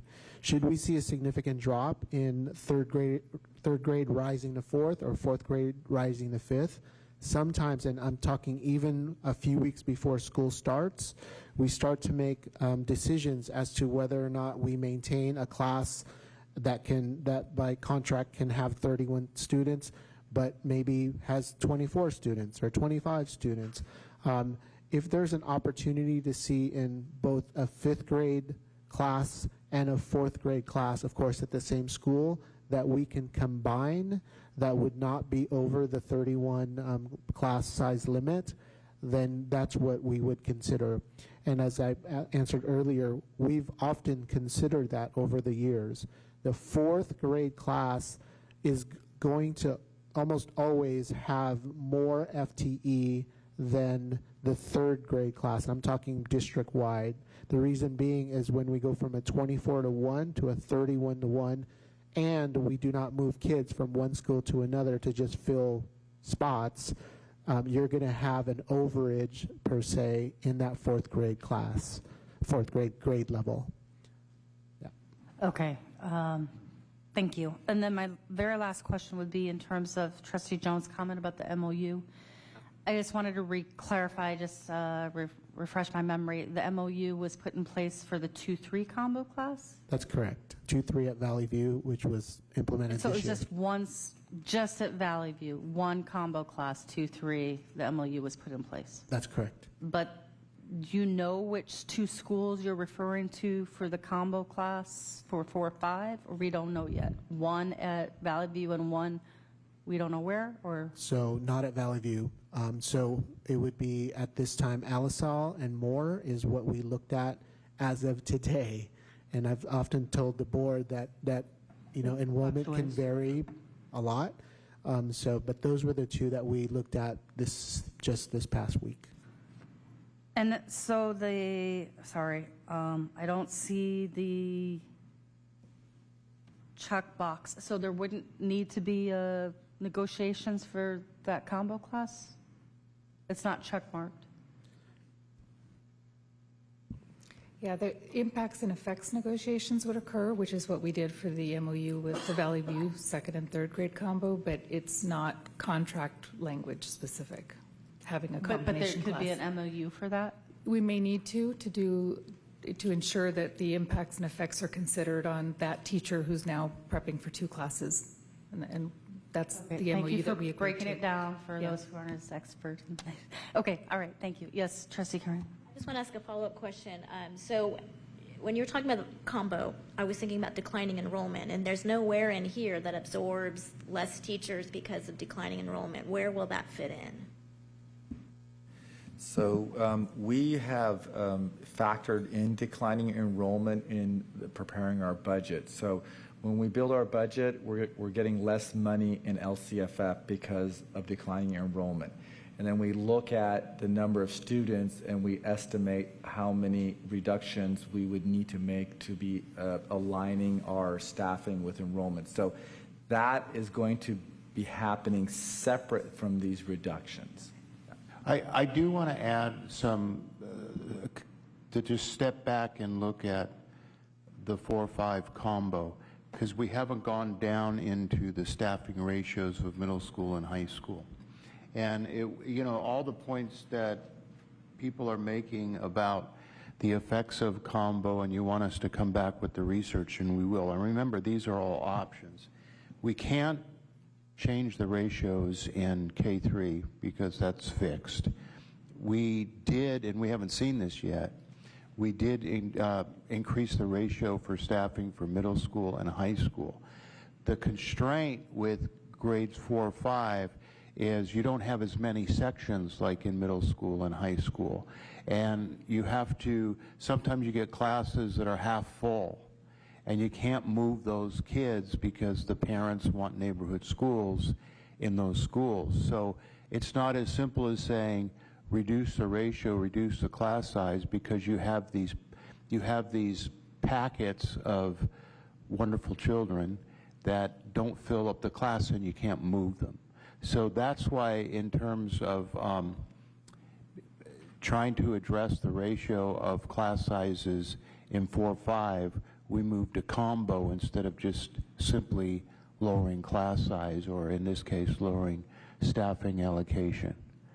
And it boxes it in. That doesn't discount the pain of it, and the points that you brought up. It's just kind of giving you some background on how we made it even 4, 5, 7, 8, and 9 through 12, even in the sense of net having larger classes.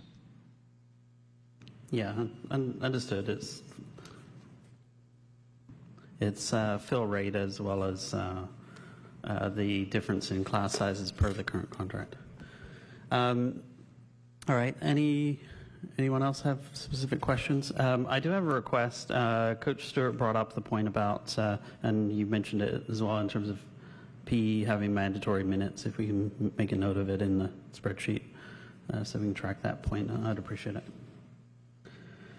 Okay, I'm going to try to keep us moving by limiting my questions. We'll move on to middle school. Yes, thank you, President Brown. So middle school, item K1 is a line item reduction of the middle school library media assistant 2, and that is a 1.125 reduction. That will leave 1.50 total for middle schools, and that is a 0.50 allocation per school. And a reminder again, 0.50 is 4 hours per day. Item K2 is the reduction of 0.6 FTE middle school counselors, and this reduction is based on a CBA staffing level. The ratio is 475 students to 1. This reduction would bring the middle schools to 6.80 FTE allocation. The breakdown would be 2.4 at Hart, 2.2 at Harvest Park, 2.2 at PMS. And item K3 and K4, taking K3 on its own, that's the increase of the staffing allocation for middle school from a ratio of 26 to 1 to 27 to 1. And then K4 would be potentially increasing it by 2, so another step up incrementally from 27 to 28. The impact is that the maximum class size would be maintained. That would not change. The middle school class size max at 34 remains. But if staffing allocation is increased, if the ratio is increased, then the number of sections decrease. So that will create potentially slightly larger classrooms, or the very small classes that are, let's say, not running at full capacity there might have to be some choices made with that master schedule as principals are planning, where to place students for that year. There's also in the notes some conversation around the 7th grade block, and I believe that was a conversation that began last year, and I know Mr. Butterfield has looked into that with the staff in the middle schools, the elimination of that extra period in 7th grade English language block classes to align with, I think, nearly all districts in the area. would allow for some relief to the master schedule there as well. Okay. Thank you. I'll bring it back to the board. Any questions? Mary Jo? How many district-wide counselors do we have? I mean, I'm talking about the ones that are district, not at a school site. Didn't we have 4 that were district-wide?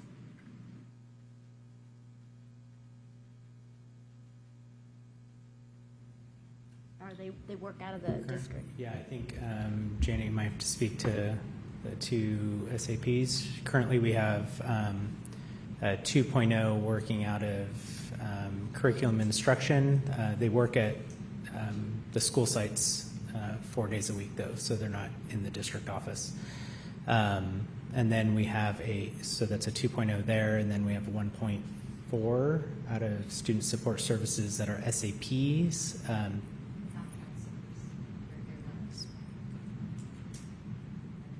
Yeah, so they are credentialed counselors working in a role called SAP, Student Assistant Providers. So they are both working full-time at Amador and Foothill, respectively, working on peer-to-peer support programs there. So, Trustee Karen, thank you, Josh.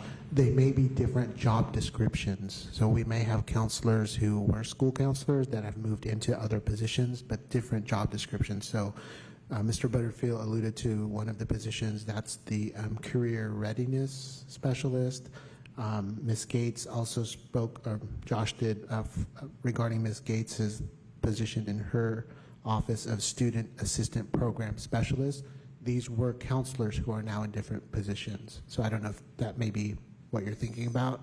Yeah. Can I clarify also? They have counseling credentials, all 4 of those individuals.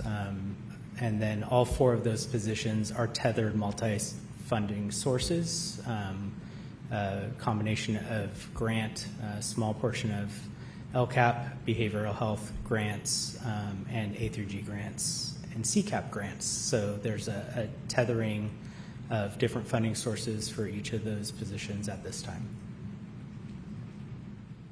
My other question is regarding, there's a little check mark saying that these are negotiated. Can you explain that, please? Yes, so those staffing ratios are in the certificate bargaining agreement, and so those would need to be negotiated with our labor partners. Not a fan. Well, yeah, if you want to be expedited, you can make some comments. We've had public comment now, so if you want to make some comments, you can. My only comment is I'm very concerned about making cuts that we have to go back and negotiate. I feel like that's just, I just don't like it. I just think that is really uncomfortable. It makes me uncomfortable. I'd rather not do that, so.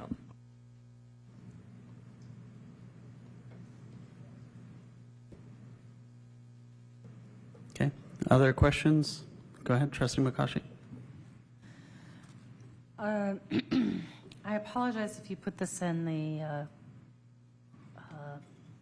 acronym definition page, but for the benefit of the public, the CBA, just to recap what that stands for, just in general, and then what that really means here when it says reduce the 0.6 full-time middle school counselor to the CBA staffing level, just for those.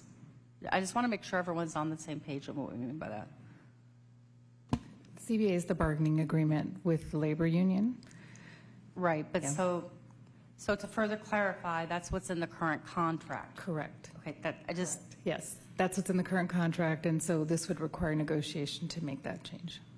Well, so if it says reduce to the CBA staffing level, I guess maybe I'm misunderstanding that. Aren't you saying that's currently already in the contract? That's in the contract. So what? The counseling staff are currently allocated beyond the staffing level. So there's more counseling staff, if you do the ratio calculation, than there is required by the CBA. Right. Right. So I guess what I'm trying to say, for someone who is not an expert on negotiations, in layman's term, it could simply state when you say that we're reducing to the bargaining agreement number, that's the 1 to 450 student ratio at the middle school or high school level, right? Okay, so I think just Trustee Walker is extending on the question. I mean, so what are those current levels then? Do you know? I have it. Yeah, go ahead. So in the mitigation column there, maybe this will help in terms of clarification for the first question from Vice President McCaughey.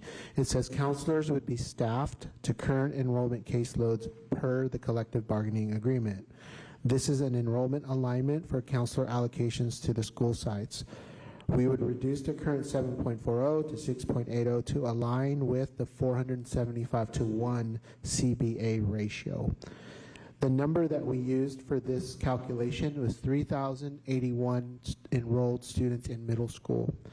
If we use that 475, if my math was correct, the required CBA allocation would be 2.3 at Hart, 2.16 at Harvest Park, 2.0 at PMS.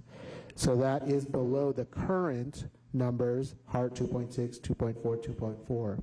So there's still a little bit of, I'll call, room for growth, so to speak, with the new proposed allocation of 2.4, 2.2, and 2.2. Those are all over the current calculation that I mentioned for the middle schools.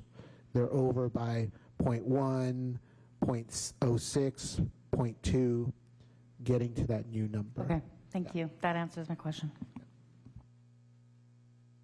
Okay, thank you. Any other questions? Okay, we'll move on to high school programs. Thank you, President Brown. So item L1 is a phase out of AVID program. And if you recall, this program was on the reductions from last year into 25-26. The cost is $48,000. Last year's reduction was a 0.40 FTE, and that was for the lead AVID director. It was not director, but a staff member, and that is required for the AVID program. The remaining $48,000 is what we currently would be paying for subscription fees, curriculum fees, tutoring, field trips, and materials, and so forth. So this is phase 2 of the 2-year phase out for AVID, which started last school year into this school year and then into 26-27. L2 is similar to the middle school counselor reduction. This one is a 2.0 FTE high school counselor reduction to the CBA staffing level. For context, Amador has 7.0, Foothill 6.0, and the recommendation is to go 6.0 at Amador and 5.0. Regarding the previous question, if we use the 450 CBA ratio, Amador would have 5.7 FTE and Foothill would have 4.8 FTE. So as I mentioned, lack of a better term, there's a little bit of cushion there in terms of the FTE allocation. And items L3 and L4 are similar to the middle school staffing allocation ratio increase. So moving high school staffing allocation from 27 to 28, or then one step up, 28 to 29. Again, this would require negotiations. It would likely result in some classes being slightly more full. It doesn't change the maximum class size. And also, again, decisions would have to be made about elective classes or classes that run at very low numbers in master schedule building. Okay. Questions from the board? Go ahead. Okay, so for L1, the phasing out the AVID program, will that program be like replaced by another sort of class or way to support those students? Yes, thank you, Trustee Gorsuch. So we have a program that we actually created in-house. It's a new course, and it's called Learn, Explore, Achieve, Prepare. So it's a similar program. It's not called AVID, but it's a lot of the same curriculum and strategies that will be used to essentially take the place of AVID. And then I was also wondering, for L2, are these like, do you know if they're specifically academic counselors or support counselors? Josh, can you help me with that? I think I know, but you probably know this better. So there's no different job description for those two roles. So what both comprehensive high schools do, that I'll put quotes, academic counselors take slightly higher caseloads. So our support counselors do not have an academic caseload, but they all have the same credentials. So right now, this still allocated based on student enrollment. And then internally, the counseling group would decide how they would split alphabets and caseloads. So, for example, at Foothill, we have like alpha counselors who do the, like, that's by last name, and then we kind of have separate support counselors, but you're saying kind of at a base level, they all have the same position, kind of? Yeah, they all have the same position, but at both schools, there's counselors that happen to be more passionate about providing the social emotional support, and some that are more passionate about providing the academic pathway counseling. And so they, I might say, I'm going to take a little bit more of my alpha load for my academic support to free up this counselor to only do the social emotional. But all counselors are credentialed and prepared to provide both types of supports to students. So we wouldn't be like losing one over the other? We would reduce a counselor at each site, and the site teams decide how they allocate those resources. Okay, thank you. Yeah.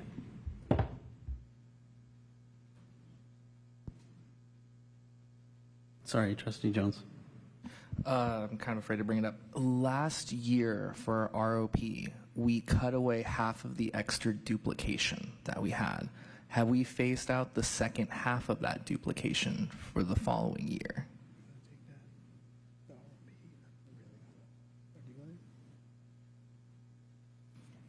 So the ROP, we didn't have it on here because during the allocation of sections to the high schools, we will look at that allocation between the ROP and the CTE programs, and so.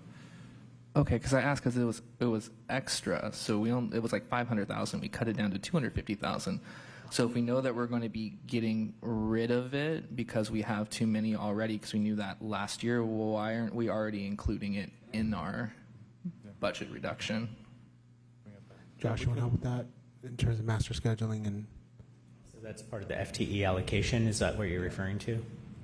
Yeah. So any student that takes an ROP class that's supported and funded through ROP, think of each period of the day being 1/6 of a seat, or, because it's one period, it's not a whole student the whole day. So if a student takes a one-period ROP class that's funded through ROP, it's a 1/6 of a student in the FTE calculation. Oh yeah, no, I understand, but remember, and you guys brought it up, we were paying for that and ROP was paying for that, so we were both double paying. So we were not backing out those seat counts from the FTE allocation, so this year we began to back out those seat counts from the FTE allocation. All right, so shouldn't that already be like, so if we're looking at this now, shouldn't that 250,000 already basically be money in the bank then that's guaranteed saving? I think that's part of our regular FTE allocation planning at this point. Okay, because that's why. All right, thank you. Thank you for that question. I had that written down too. So, okay, other questions? Where'd he go? There. Well, one thing that was discussed previously last year was around PVA and so on. Where does PVA fall into this, and are there any cost-saving opportunities around PVA or adult ed, or I'm not seeing any items related to those on the list. Yeah, great question. In terms of the counselors, for example, we did not put them in the calculation, meaning we recognize that PVA and Village, I'm not grouping the two, but I'm just naming them separately for this purpose.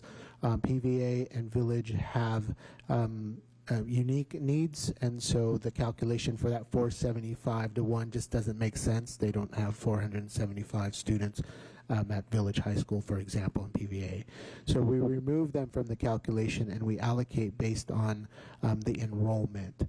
And so really it depends for PVA how many kids are enrolled And the other portion of it that we calculate to are the number of students who are concurrently enrolled from the high school, because some students do take one section or one class at PVA and so forth. So it boils down to how many kids are seeking that educational option, and if we want to reduce the number of kids who are attending PVA, then there's a possibility of a reduction in cost. But remember, those dually enrolled students are already at one of our schools, so they're counted, so to speak. But it just depends on who is going there and what grades are going there. Okay, thank you. Other questions? Otherwise, I'm going to move on to professional development. Okay, let's move on to professional development.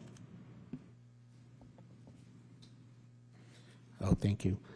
So this item is N1, and this was a reduction that was also made last year. The amount last year reduction was $192,000. That budget line item is now $200,000 for this year and into next year. So the reduction here is 10%, and so that's where we get the $20,000 reduction for professional development. Okay. And item N2 refers to the staff development reform program, which is in the CBA, the collective bargaining agreement for certificated staff, which is up to about $975 per staff member per year, potentially, if they do this independent professional development and submit for payment. The savings listed there is about the usage now, $350,000. Again, this would be negotiable because this is in the contract. Item N3, there's a similar program, the Classified Professional Growth Program for classified staff, where they can submit units up to $750 per employee for independent staff development or professional development, and that's a $40,000 savings, also negotiable because that's in the contract. Item N4 relates to professional development days. So currently our certificated and classified staff are allocated 3 days for professional development per unit. So the reduction of 1 PD day, which would shorten the year for certificated staff, would result in the savings listed there. That, of course, is negotiable because that's in the contract. If you did the same 1 day for classified staff, same idea, there's a reduction there, but that would be, again, negotiable. Alternatively, cut it down by 2 days, so an additional day for each unit. You can see the savings listed there. There would be, the impact would be that staff receive less professional development in a formalized manner. The positive outcome could be people could be more self-directed in the choice of their PD. The Wednesday collaboration time could also be used to be more targeted towards specific professional development needs. But that's it for professional development. Okay. Questions? So I just have a specific question about staff development day and negotiations. I mean, how does it work? Do you go to the union and say, hey, we'd like to cut staff development day? Or do we as a board say we want to cut it and then, oops, they say we don't want it and then we have egg on our face? I mean, how does that work? I think Cabinet's looking at you, Dr. Geisels. When you make a reduction, you take the action and you have to negotiate the impact of that reduction. The thing is that we are in a budget situation with qualified status, and the board's passed a resolution that we have to make reductions in order to fulfill the obligation we made to the Alameda County of Office Education. So if you make the actions to go to a particular reduction, and you got to pick the target tonight too, and if you make that reduction action, you still have to go along the timeline of the education code to fulfill the deadline of the March 15th dates on all the layoffs and everything else. If in negotiations it comes to a point where it doesn't come to an agreement, council, as I've learned, says that you have to continue with those actions regardless if you don't get to an agreement, because you can't slip the ed code with all the requirements of the March 15th date. I mean, in professional development, for example, I'm using this example. What would happen if we as a board said, okay, we're going to get rid of one staff development day, and then it goes to negotiations, and they say, no, we're not doing that? What would happen then? That's a very concrete one. So the save would come from the money of paying teachers and or classified one less day. If you took that action, and you went forward and you didn't come to an agreement, from what I understand from legal counsel, is you still have to keep moving with that action, because if you pull it back, you won't make the March 15th date and your obligation to the ACOE to rectify our budget and qualified status. So you have to keep moving on the item of reducing that day, even if there's not an agreement. Otherwise you won't balance the budget. What if you never come to an agreement? I mean, if you never come to an agreement, then it goes through from what I understand, it goes through all of the steps of like impasse, fact finding, and all of that, just like any other item that you would not come to an agreement upon. So there's a chance then that we lose, there's a lawsuit, and we would actually lose more money from it. Lawsuit in terms of? Like failure, like improper bargaining, failure to actually like meet a proper agreement. Like there's a lot of, I mean, it's California, there's many ways you can be sued. But like, I'm concerned about the full outcome of that.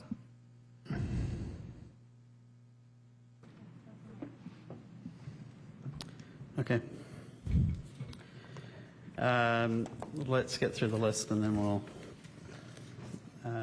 add additional comments. So we've gone through all the major categories. You had an other reduction strategies for completeness, and let's also talk about the below the line items. Yeah, Ahmad, you want to cover the LCAP and other multi-funded subtotals, and can you please give some examples of LCAP, because that is somewhat, it needs clarity for the board, please. Sure. So on the other strategies, that item 01 is to phase out the educational degrees. The district provides additional stipends for those who hold master's and doctorate for management and certificated. On the classified side, I believe it's for associated degrees and also bachelor's degrees. And so those would need to get negotiated. Right now we've indicated there'd be one time, because we know that that's part of keeping us competitive with other school districts who provide that. But that would provide about a $915,000 saving on that side of the savings costing out. So the total of all of the savings that we've cost out is about $13.43 million, about 77.5 FTE. Of that total, if you looked at it, there were some that were identified as LCAP, and so that subtotal is 16.5 FTE and about $1.9 million of savings. So again, not all dollars are equal, so we'll have to track those LCAP dollars. We definitely will have to be rebuild the LCAP based on the adjustments and meet our obligations around that plan. The other multi-funded or other department is about 2.63 or 269. So again, those might be funded from areas that might not directly help the general funds. An example of it would be adult education. So that program is funded outside of the general fund. It is a self-funded program. And so again, some of those dollars can't be counted towards the savings. So we have to consider those once we add up all of the the directions from the board on the reductions. Okay, before you go to any of the below the line, an additional total that I think is meaningful, because as we go through this, there's a lot of items here that we're showing as negotiable per the CBA, which basically means that we would either have to successfully negotiate or proceed without successful negotiation. How much of this 13.4 million is those items? 5.3 million. 5.3 million? So, okay. So I did the math for you already. If you add up non-bargaining cuts, it's 7,838,932. If you add in non-bargaining plus the school closure, it's 8,478,932. Okay, thank you. I think that's pretty close to what you said. But I appreciate Trustee Jones' preparation there. Okay. Sorry, you wanted to say something, Dr. Geis? You want me to talk about below the line? Yeah. Wait, can I ask a question about the 01 first? Sure. Yeah, it's appropriate. So for phasing out the educational degree stipends, do all three of those groups have to be bargained and negotiated? Only the certificated and classified would need to be negotiated. All right. So the reason why I bring that up is because some of these stipends are for advanced degrees, but some of those already require advanced degrees to hold that job. So that would be the equivalent of me having a bachelor's degree as a teacher and getting a stipend in some cases. So I do think that that may be something that we want to look at.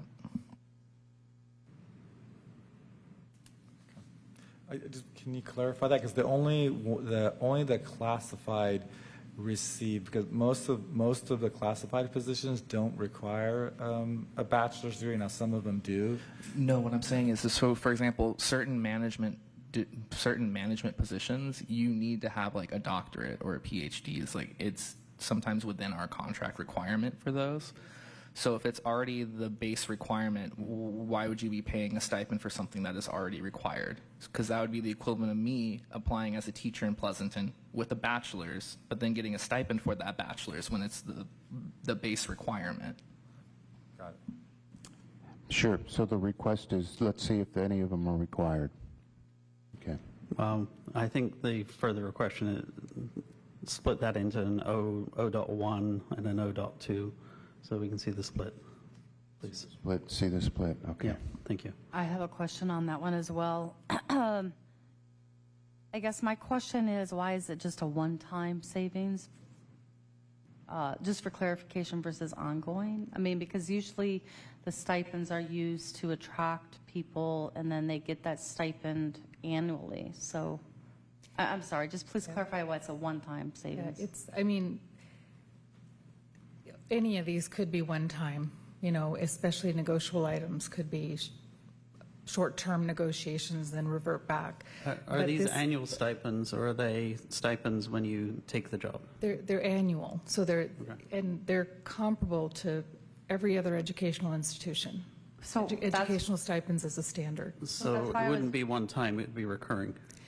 Sorry, I'm answering your question. We only listed it as a one-time savings, meaning negotiate it and eliminate it for a year, and then it would revert back to the stipends being in place. So thank but you. you could, of course, recommend something else. Okay, so just to clarify,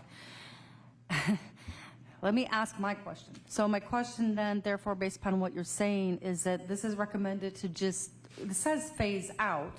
So that's why I was asking, why is it only a one-time savings? So are you saying that the recommendation is only to freeze on the stipends for 1 year? That's how we proposed it. Okay, because that's not what's stated. So I know this is a very comprehensive document and a lot that you guys spent on it. So maybe just fix that, just to say it's a one year freeze on the stipends, because that makes more sense than changing it forever and ever and ever.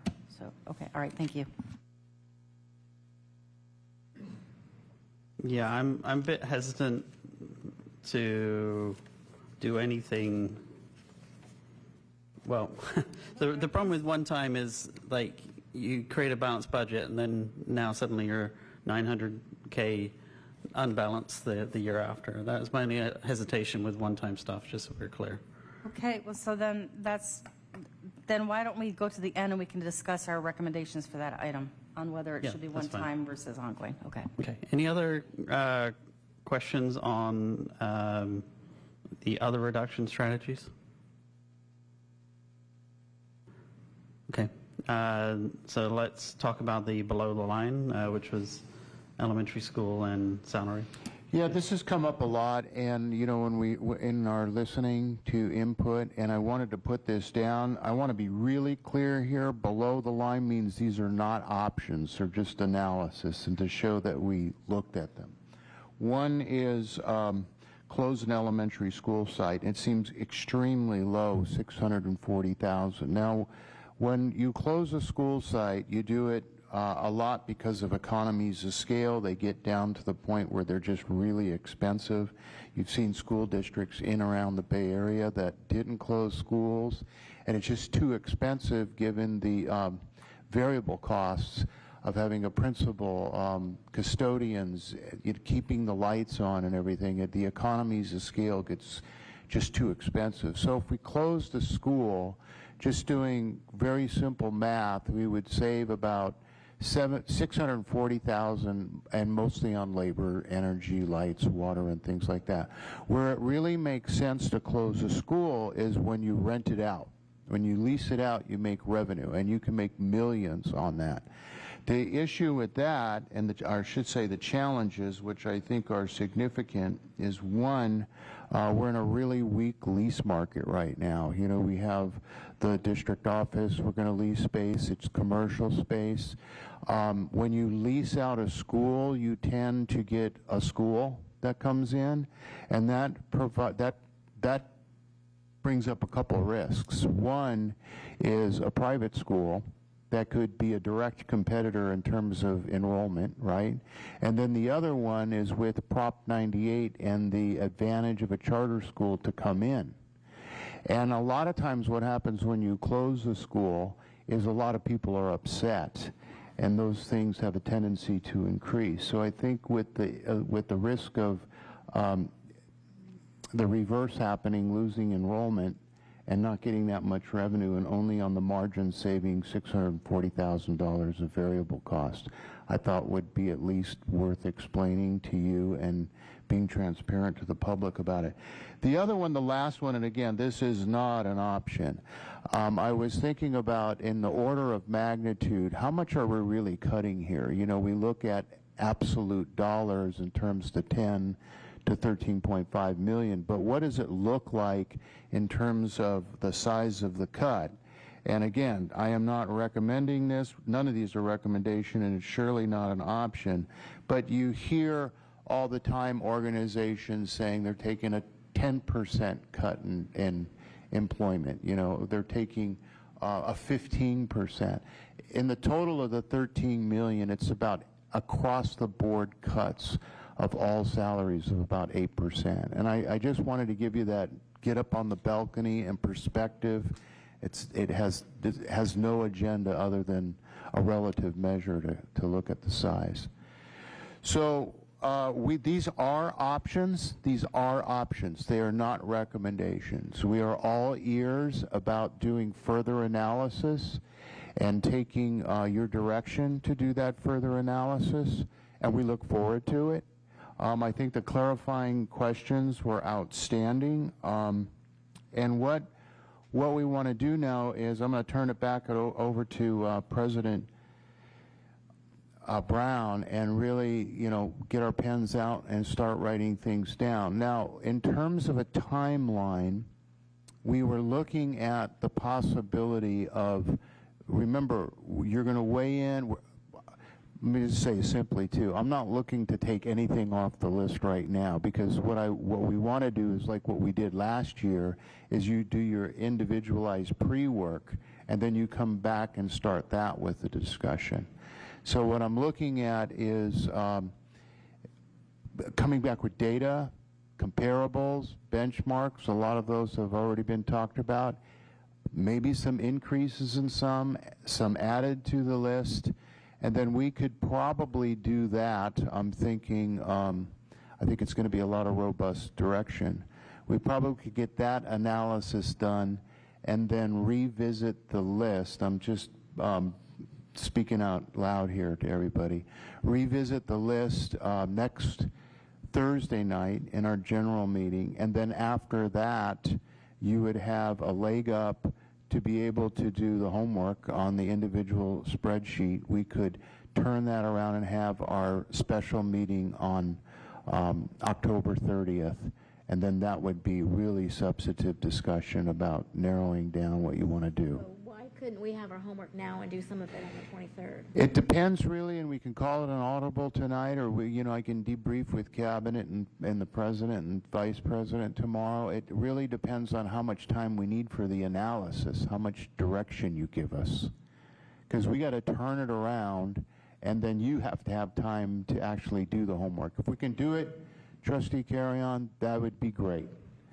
So I'm just kind of gauging it to say, let's have the discussion, and we might not even be able to make that decision until tomorrow, until we size up what all the analysis is. Yeah, what we might be able to do as well is, since we've got this in sections and now we kind of know what the sections are, we might be able to sort of say, okay, we're going to target these sections for discussion in the next meeting. I'll get with Maurice tomorrow and kind of lay that out. All right, so obviously want to bring it back to the board. I said please pump the brakes on comments and to ideas on things you want to see added. So for efficiency, I'm just going to go down the list, go down the dais and ask you to sort of make any comments that you might want to do, and any things that you feel are lacking in the list that you want staff to look at. If necessary, we can do a straw poll vote. Like I said, we're not doing any actions tonight, but just in terms of interest from the other board members to have that item sort of added for additional staff time. The more we ask staff to investigate before the next meeting, the harder it is to meet the timeline, right? So anyway, I'm going to start with our student trustee, if you had any comments or anything else. So I think that the health assistants in the elementary schools and the counselors, especially the support counselors, are supporting PUSD students' health and safety. And I really do think that that's the bare minimum. If we're saying, Pleasanton students really do deserve the best, but if it's a possibility that a student couldn't get the life-saving medication that they need from a health assistant, then that's a huge problem. And I think that PUSD's first priority should be the health and safety of its students. And then I'd also just like to revisit the section about the district office and the different, I know we were talking about like reducing the work year by a certain amount of days, and just starting there and starting at the places that have no direct educational impact on the students. So since you brought it up first, let's do a straw poll vote. Does everyone have an interest in staff doing some additional exploration around the district office and the number of days and doing comparisons, comparables with the surrounding districts? Okay, all right. Anything else, Trustee Gershik? I always mispronounce your name. I apologize. Trustee Carrion? Yeah, so I want to say, first of all, I want to put my hat on as an elementary teacher, and I'm saying a lot of these cuts are very, very, very, very painful. I mean, like, when we talk about the specialist, I mean, they have a relationship with those kids that you can't duplicate. They see them from kindergarten on. And then the librarians, and then health. I mean, you cannot go into the office without having a health person there to help you. And the librarian, I mean, it's just devastating. And so I do want to look at other options. Another thing that I was thinking about is, could we add furlough days? I'm sorry, but, furlough days to our management staff. I'd just like to maybe investigate that. I'd like to maybe investigate again with the DO. I don't know what I think Trustee McCaughey, you brought this list. I don't know if you're going to add something about this, but I think if we can look more carefully at this and see if there's any look at other districts to see what they look like and if there's any way we can cut there. Since this is a public board meeting and you're sharing information, you might want to explain what I'm what looking you're at referring the to. organizational chart on our website, yeah. Okay, And so thank maybe you. we could look there. Sorry, I just want to be transparent with our members of the public. And then the other thing that I'm concerned about is I'm concerned about the LCAP because I don't want, Mr. D'Alonso, how much are we going to have less from the LCAP next year? What's that number? It's a projection, but it will be below. We're over 5 million. It'll be below 5 million, a few hundred thousand.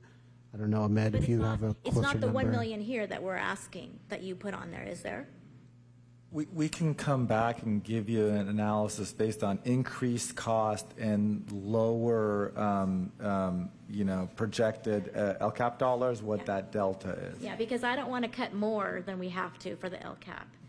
And then the other thing that I'm really concerned about is I really don't want to cut anything that's negotiated. So we'll get to the numbers later, but I just kind of, for clarity, to sum up here, I do think we need more detail on the LCAP. He's talking to the board and stuff. All right, anything else, Trustee Karen?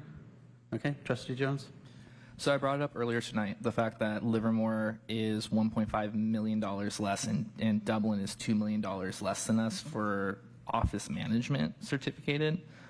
So I do agree. We need to look at our org chart. We need to see what to do about that because those districts size-wise aren't that different from us. So how are they still functioning with $2 million less? Because that right there is a huge chunk potentially of our budget that we could resolve. Other things that I was looking at is joining the county para training and the intern para training program that the county does to help us better recruit and retain our paras. Like the fact we should be doing that. But basically, I would like us to look at most of the things I brought up tonight, especially how we can get other groups like Kaiser and these science groups to help us cover the cost of our programs that we want to keep. I am frustrated. Like when I added up the non-bargaining cuts and it's 7.8 million, that means that basically we're being set up for failure if we don't do the bargaining ones. That is unacceptable because if you're saying our minimum need is 10 million, then it's impossible for us to hit that. So it feels as if we have the illusion of choice but no choice whatsoever, that we'd have to accept all of these cuts. So that is a concern for me. When we look at the numbers provided by the district, we are projected at 8 million in deficit spending each year. So wouldn't that actually, if you think about it then, would that not actually just be 6 million in cuts, then 2 to 3 million in non-temp reduction of FTEs, and realignment? That gets us to about 8 million or more. If you add in the donation accounts, potential kids club, or other revenue expansions, we theoretically should be then fine. So for me, it feels like we need only about 6 million, maybe less in reduction, because of reductions in FTE from class size. It would take care of the rest. These numbers feel inflated for the worst case scenario with extra reserves put in mind and potentially pay raises, which building up our reserves while we make cuts is problematic and not necessarily a good look. So when we look at this tonight, I will be blunt. I have been nervous and worried about throughout the year the numbers that we have seen and received. And so when we look at this number tonight, I do not think when we're talking about it that I'm going to be able to hit some of the requested or required numbers because I don't see enough evidence that those numbers are actually required. I think the direction there, staff, is that we need to go back and look at all the components that Trustee Jones just talked about and how we got to the number. I also think we have to look at that run rate for 3 years because it's not just this year, it's 3 years out. So I think we need to relook at the math, and that's a great direction. It's always good to go back and look at it again and again. We want to be accurate. Thank you. Okay, Trustee Walker? Okay, well, I agree. I don't want to make any of these cuts. Most of these are affecting our most vulnerable students and our underserved populations, and It's going to be very painful. I mean, I agree. The health service assistants and the CWAs, I can't see making those cuts. I do feel that we should revisit the district office management, not management, but maybe the director levels. I don't understand how we go, who's an executive or a senior director versus a regular director. I think we need to revisit the job descriptions, as Vice President McCaughey had indicated before. I have a lot of homework to do. These are going to be very difficult. I agree with Trustee Jones on finding providers to make, provide revenue for some of these programs would be great, and I hope we can really dive deep into that. I think it's imperative, but again, this is going to be an excruciating process, and I also wanted to say that I'm very concerned about the LCAP dollars and how that's all going to pan out. I really worry, and got a lot of homework. So. Okay, thank you. Vice President McCaughey. Okay, I want to go back to one question on the organizational chart. I just wanted to ask quickly, in business services, the assistant director for facilities and construction, is that still vacant? And if so, is that position paid through bond dollars?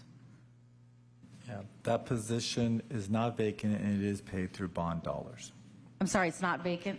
It's not vacant. The position was changed to a coordinator 2 level, and it is filled, and it is a bond paid position. Okay, that answers my question on that. So just to kind of recap, since this is the space to talk about it, the reason why I had printed off the organizational chart is just to give some back history for those who weren't here a few years ago. The board a few years ago created some additional job level bands, like coordinator 2 and 3 and director 2 and 3, or I can't remember the exact numbers. So my ask is a similar sentiment to what I said earlier, is just please just look at all the jobs and think about, even if it's like, okay, now that we have whatever position we can take a look at the work and combine positions, or think about, for example, if we have, like I'd asked earlier, the executive secretary versus administrative secretary. I'm just giving that as an example, but it would help just to think about what positions, if there's any redundancies.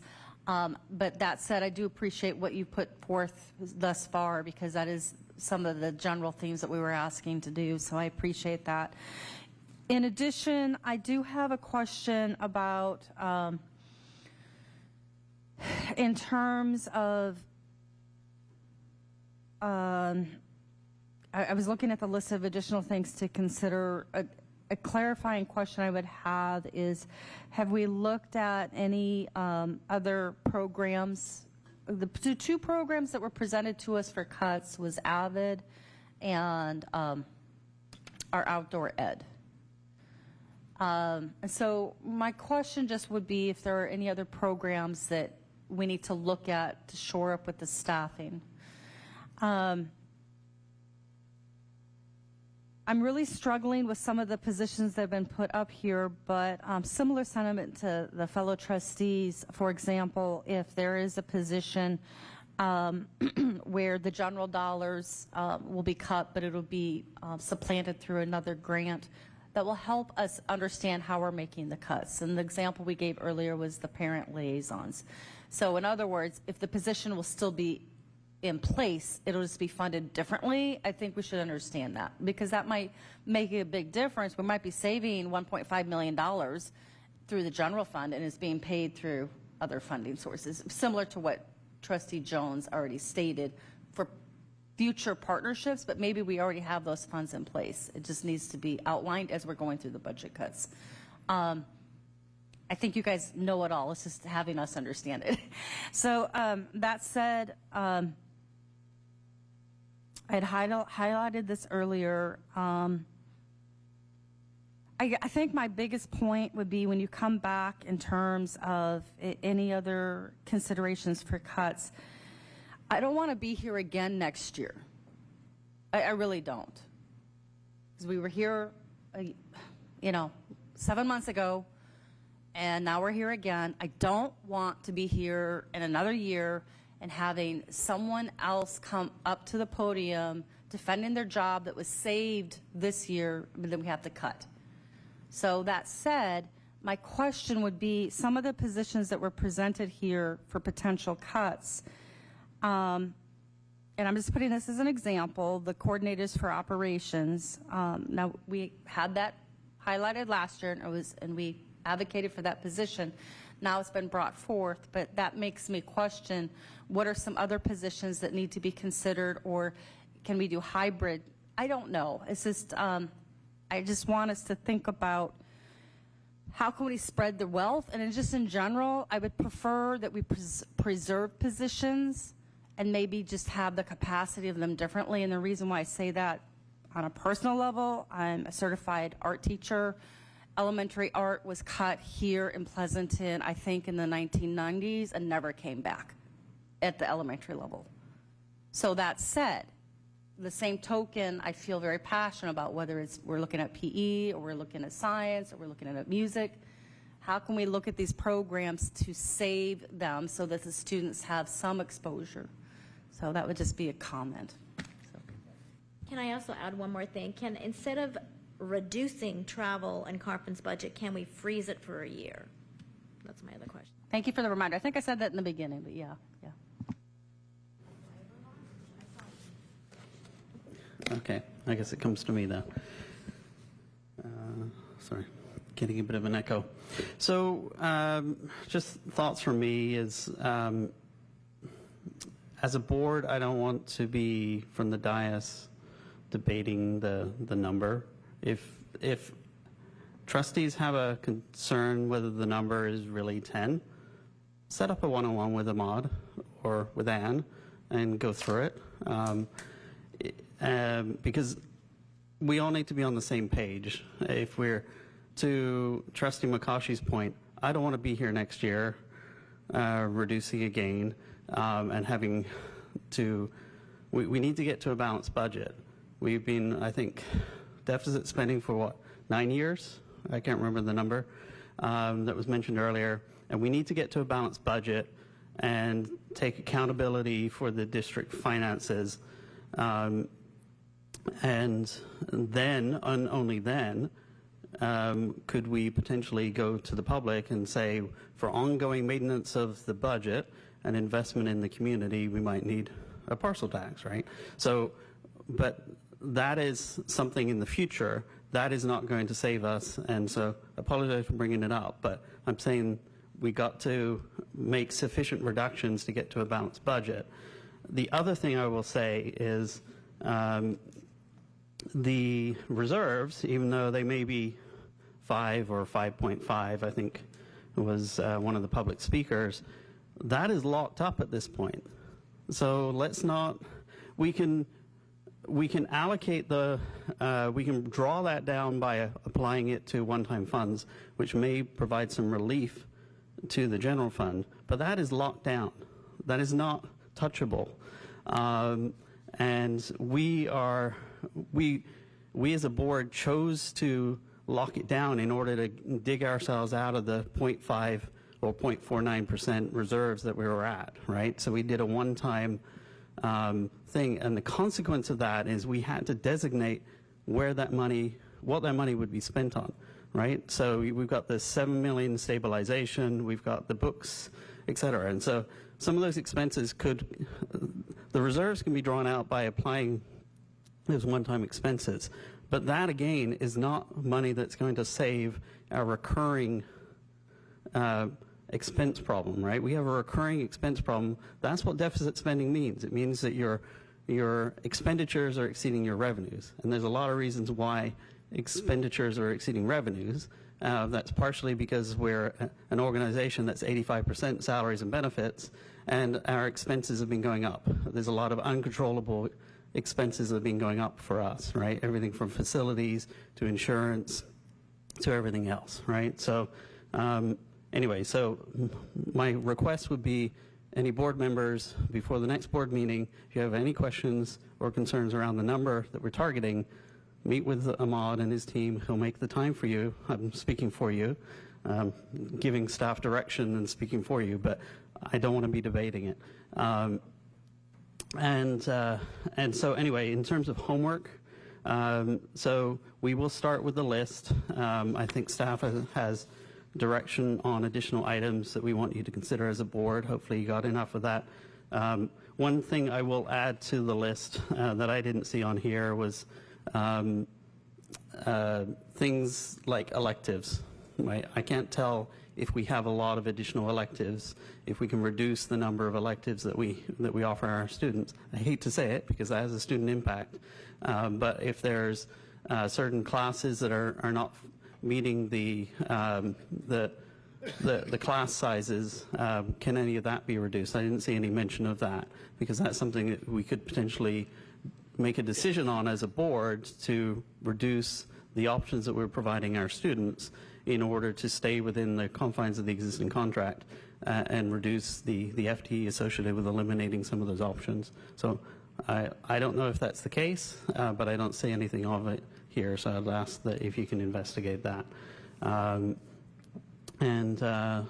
Yeah, so the homework will be, so Namarta, if you can maybe explain how you're going to distribute the spreadsheet to the board members. Before you do, Dr. Geisels, do you want us to come up with a number? That was a part of the agenda. I think it would help. But it's up to you. That was the way we planned it. And you know, last year what happened was we came up with 10 to 12 million, and then we came down to what, 6 point something.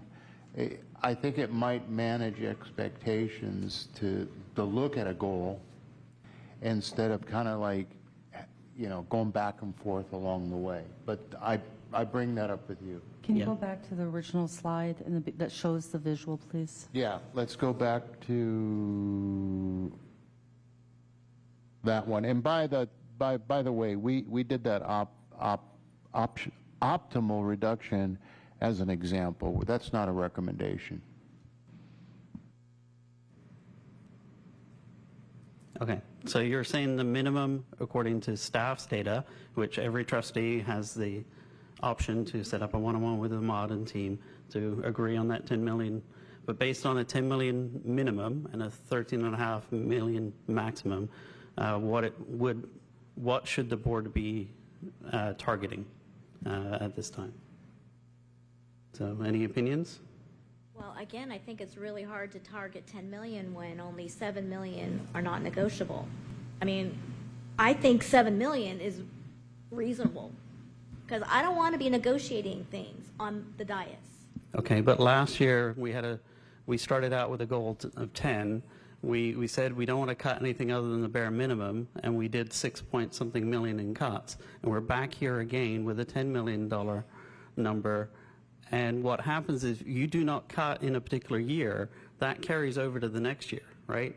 And so if we had cut, as an example, 8 million last year instead of 6 million, that would have been 4 million less that we would have had to do this year.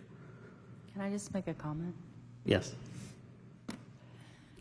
So I think for process, just bear with me, I'm going to suggest that we have staff take everything that we just discussed, have them take it back, because there's a long list of things that we gave for suggestions, for additions, edits, modifications, which we didn't really have that much latitude last year, and that's why we have the time for this. So I'd rather not rush the process. I would rather that they take the information that we presented and then give us back the updated list for next week, which technically the board meeting agenda is coming out tomorrow. They might need the weekend or whatever to give an updated list to us on Monday or Tuesday or whatever, and then we re-talk about this on Thursday, because there might be significant modifications, edits that might change our thinking, and we'll be more ready to identify a target next week would be my recommendation. And I also think, to the point of our fellow trustees that have already been stated here, we're quite at different spaces and where we feel comfortable doing our cuts. We got some people, we have got numbers all over the place. So that'll give individual trustees to ask questions, have us come back together. My personal opinion is I don't think we're ready to identify the goal right now. I think we could next week. That would be my suggestion. Process. Yeah, that's why I hadn't brought it up with some trustees questioning the number. I wasn't trying, I didn't want to put necessarily on the spot, but at the same time, we have to have a baseline. And so if you were to ask me what the number is, in my mind right now, it's like 11.5 million needs to be the target based on the data that staff's presented. Now, if we do our deep dive with staff and and the number changes, then we can change the target. But that's the realistic number, because I don't want to be in the same position next year, where last year we cut the absolute minimum, and I'm proud of the fact we kept cuts as far away from the classroom as possible. And that meant that the district office took a large portion of the cuts, and some of our classified team members took a large portion of the cuts. And I don't think I'm stating anything out. And we tried to keep the cuts as far away from the classroom. This is round two. This is a lot deeper set of cuts, and it's a lot harder to do that. That's why we're all struggling, right? Because none of us wants to make cuts. Anyway, I can see, Trustee Jones, you want to say something, so I don't want to. Go ahead. I appreciate you not going by name towards me. I do. But I also don't want us to rewrite history. When we left in early June, we had a balanced budget for the next 3 years based off of the numbers and the data that we had. And then we had a surprise at the end of June, after everybody had left, that instead of having to potentially cut $500,000 next year or nothing, the number is now 13 million, allegedly. So I am well within my right to have concerns and questions about this. And as a board member, it's my obligation to ask those questions and to hold that accountable, and to potentially seek outside advice on whether or not other groups see this number or these cuts the same way, because it's all in the classroom for these, all of them almost. So I get that you want to protect cabinet and staff, and that's right. And you do a lot of work. It's difficult and it is not easy, and I don't envy you on this. But at the same time, we have to be true about how we got into this situation, why we're here, where we're at, and now what we have to do to compensate for that reality. Yeah, no, I concur. I agree, and I don't think I'm trying to protect cabinet and staff. I am trying to respect all of our employees, whether they're in the district office, in the classroom, in our custodial staff, et cetera. I'm trying to respect everyone. But yes, you are correct that our unaudited actuals came in and there was a deviation. Numbers changed from the state. We had a net loss of about $3.5 million against what we thought was a balanced budget. So you are absolutely correct. But that's $3.5 million against the 10 that we're seeing here. So we always knew that we would have to do additional cuts this year. That was never a mystery either. So, and when as a board member, we all have the ability to meet with staff and ask very detailed questions and get additional data and additional confidence in the numbers, so that we can talk to them. And that's the challenge. I wouldn't say the challenge. That's the only thing I'm throwing out is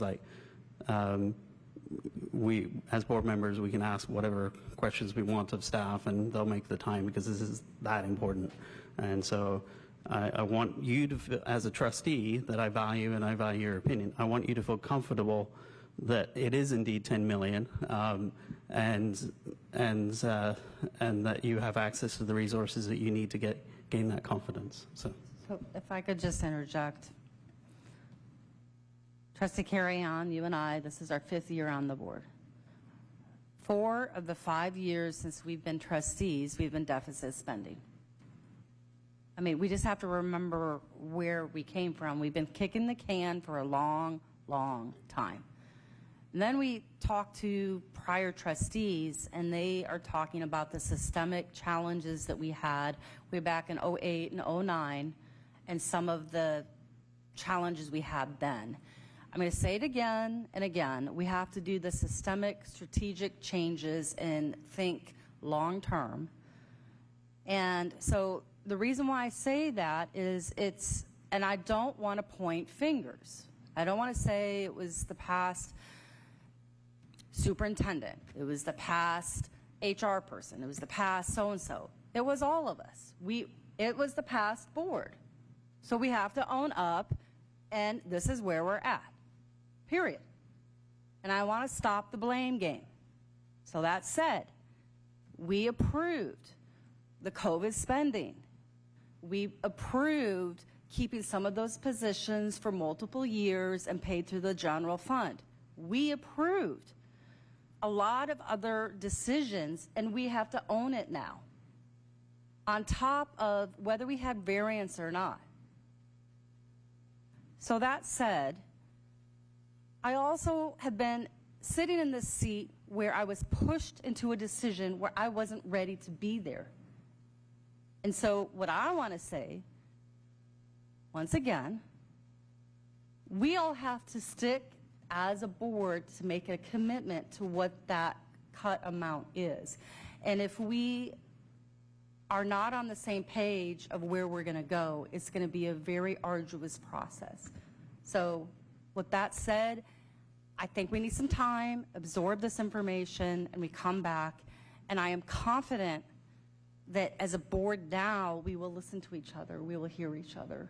And I hear the concerns to what Trustee Jones, you said. You're right, we left in June and we thought we were going to do minimal cuts this year, like right now, and now we're not. So I want all of us to be comfortable with whatever number we're going to commit to for a reduction. So anyway, I said my piece. Thank you. I just have one question about negotiations. Is it possible to talk to our labor partners and say if any of these things on the list, would they be willing to negotiate now? I hesitate to speak about negotiations in this manner, but we'll do whatever we can. Yeah. Mm-hmm.